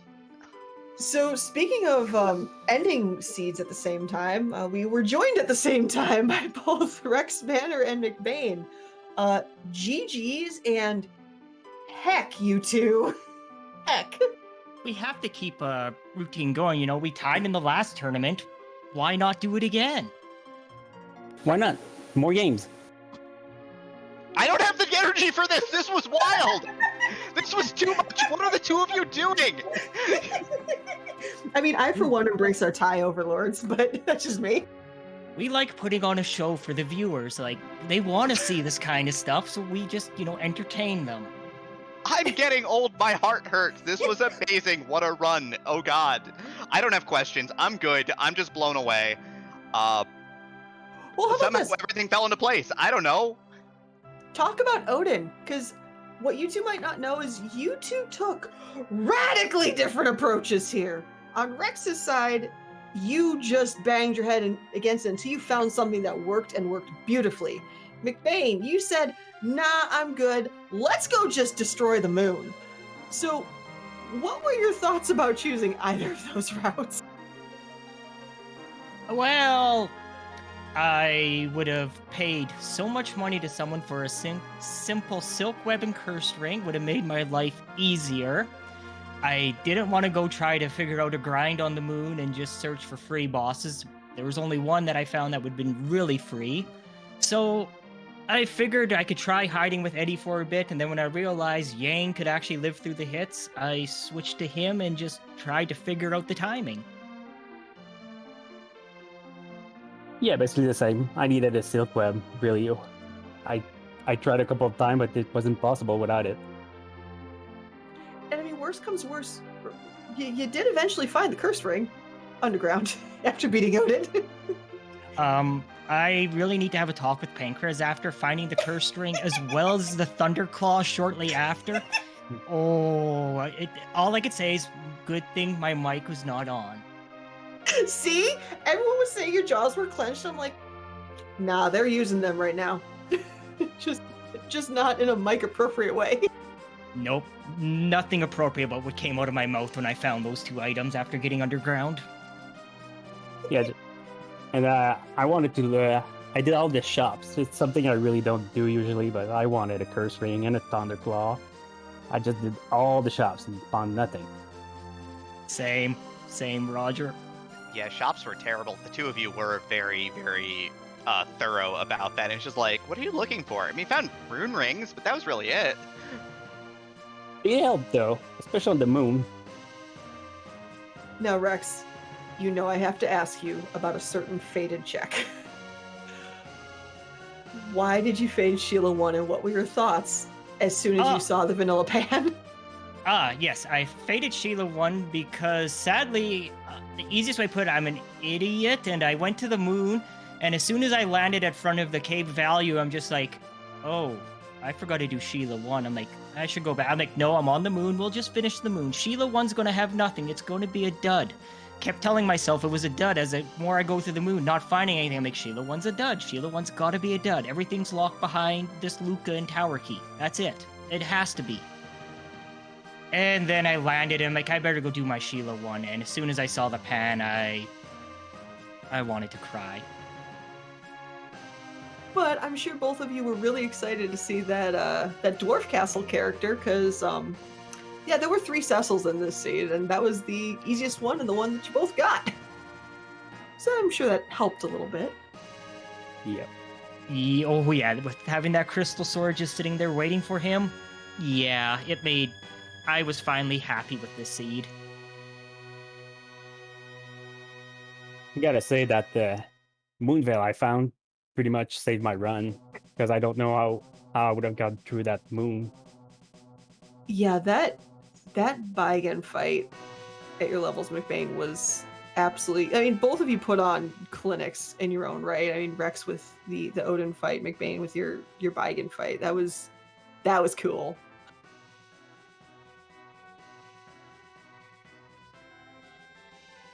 And see, Demi, if someone went music, they would have had the pass. Yeah, wouldn't it?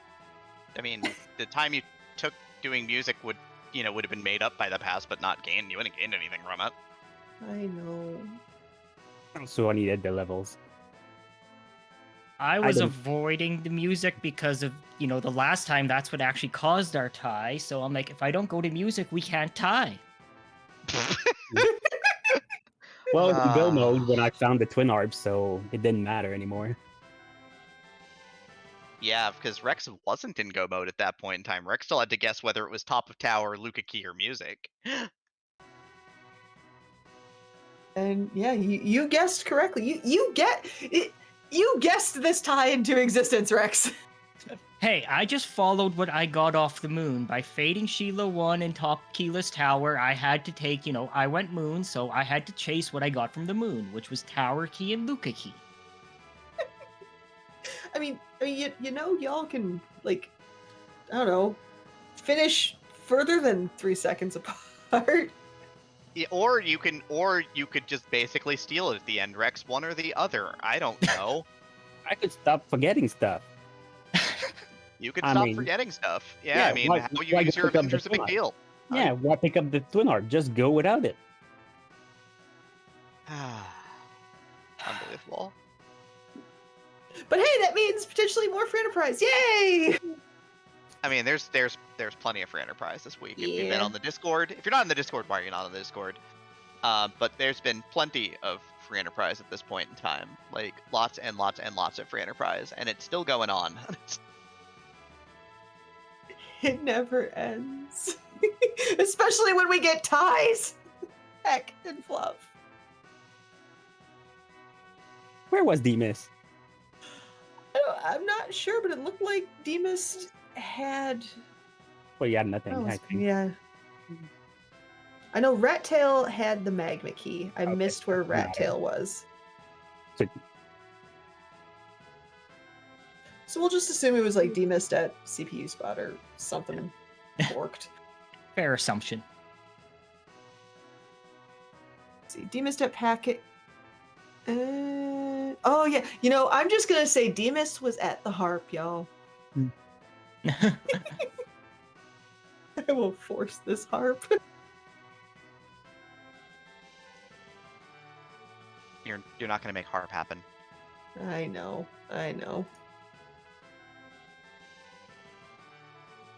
But yeah, any other thoughts or whatnot for the just amazing race and the amazing matchup that you two consistently put together? GG's to Roger. It was a blast. When I typed the done in and seeing his pop up right after, I laughed so hard and at the same time was so happy. It just means we get maybe an extra game. Yeah, fantastic. GG, Rex. But yeah, that was absolutely GG's to both of you. That was you two know how to put on a heckin' good show. Yeah, Yeah. that was just unbelievable. Yeah, we have good writers, so There it is. There it is. Oh wait, I wasn't supposed to say that. Oh well. What? No, it's totally fine. Everything's fine. Yeah, GG's again. Oh, that was great. I am looking forward to watching this back and listening to the commentary and, you know what, reading to see what chat said about my lovely, lovely Odin fight. Yeah, me too. And everything else, really. Yeah. Yep. Before we do go, by the way, I know Chad is poking about it, but we are currently in review process, which means we do need to go grab some VODs and do some work. So, review results will be on the Discord for the official final results once we run the video back to back. I personally will not be doing that because I was doing commentary, so we are going to have a different non-competing admin handle that. But as soon as we have an answer, we'll let you know. And definitely check out the Discord. Again, like Demi said, if you're not in the Discord, why aren't you in the Discord? I'm glaring at you. Like, full on glaring at you. Try not to giggle in the process, because I'm glaring at my camera and that's weird. We'll work on it later. We'll work on your glare. It takes a lot. It takes a lot to do 6,000 damage with a glare. Right? I'm currently at, like, package spot for levels of glare damage. But on that note, okay, that's a creepy glare. But but that's okay. Yeah, moving on. That's a creepy emote. So, it does look like that today's free enterprise matches have wound down for the day, but there's plenty of free enterprise going on all the time. Tomorrow we've got some fantastic additional races that are going to be both restreamed, and if you just want to watch them via Twitch themselves for the individual racers, by all means go for it. But I believe right now we are actually sending you to a current brackets competitor. I believe they have a race coming up, I think next week. Looks like it's going to be Commander Leonhardt, and he's actually doing some Dragon Warrior randomizer. And I know he's awesome because he's doing 2 tournaments at the same time, which heck. DWR is hard. I've done DWR tournaments before. It's a rough game, but it's a lot of fun. Yeah, it's one of those things where it's like I couldn't even qualify into brackets because I'm terrible at this game, and he's qualified for brackets and doing another randomizer. So heck and fluff. Hey, I've got a brackets finish under my belt for DWR. It's fine. Like, there's a couple of us who've crossed over in multiple directions. So yeah, it rules. But yeah, play other randomizers too. But free enterprise rules the most. Yeah. But again, one last shout out to our fantastic restreamer Pancraz, our wonderful tracker Lamy Harp, our runners, and the best commentator in all of free enterprise, and that would be Demarine too. So give them loves, and follows. Good night, everybody. Bye-byes.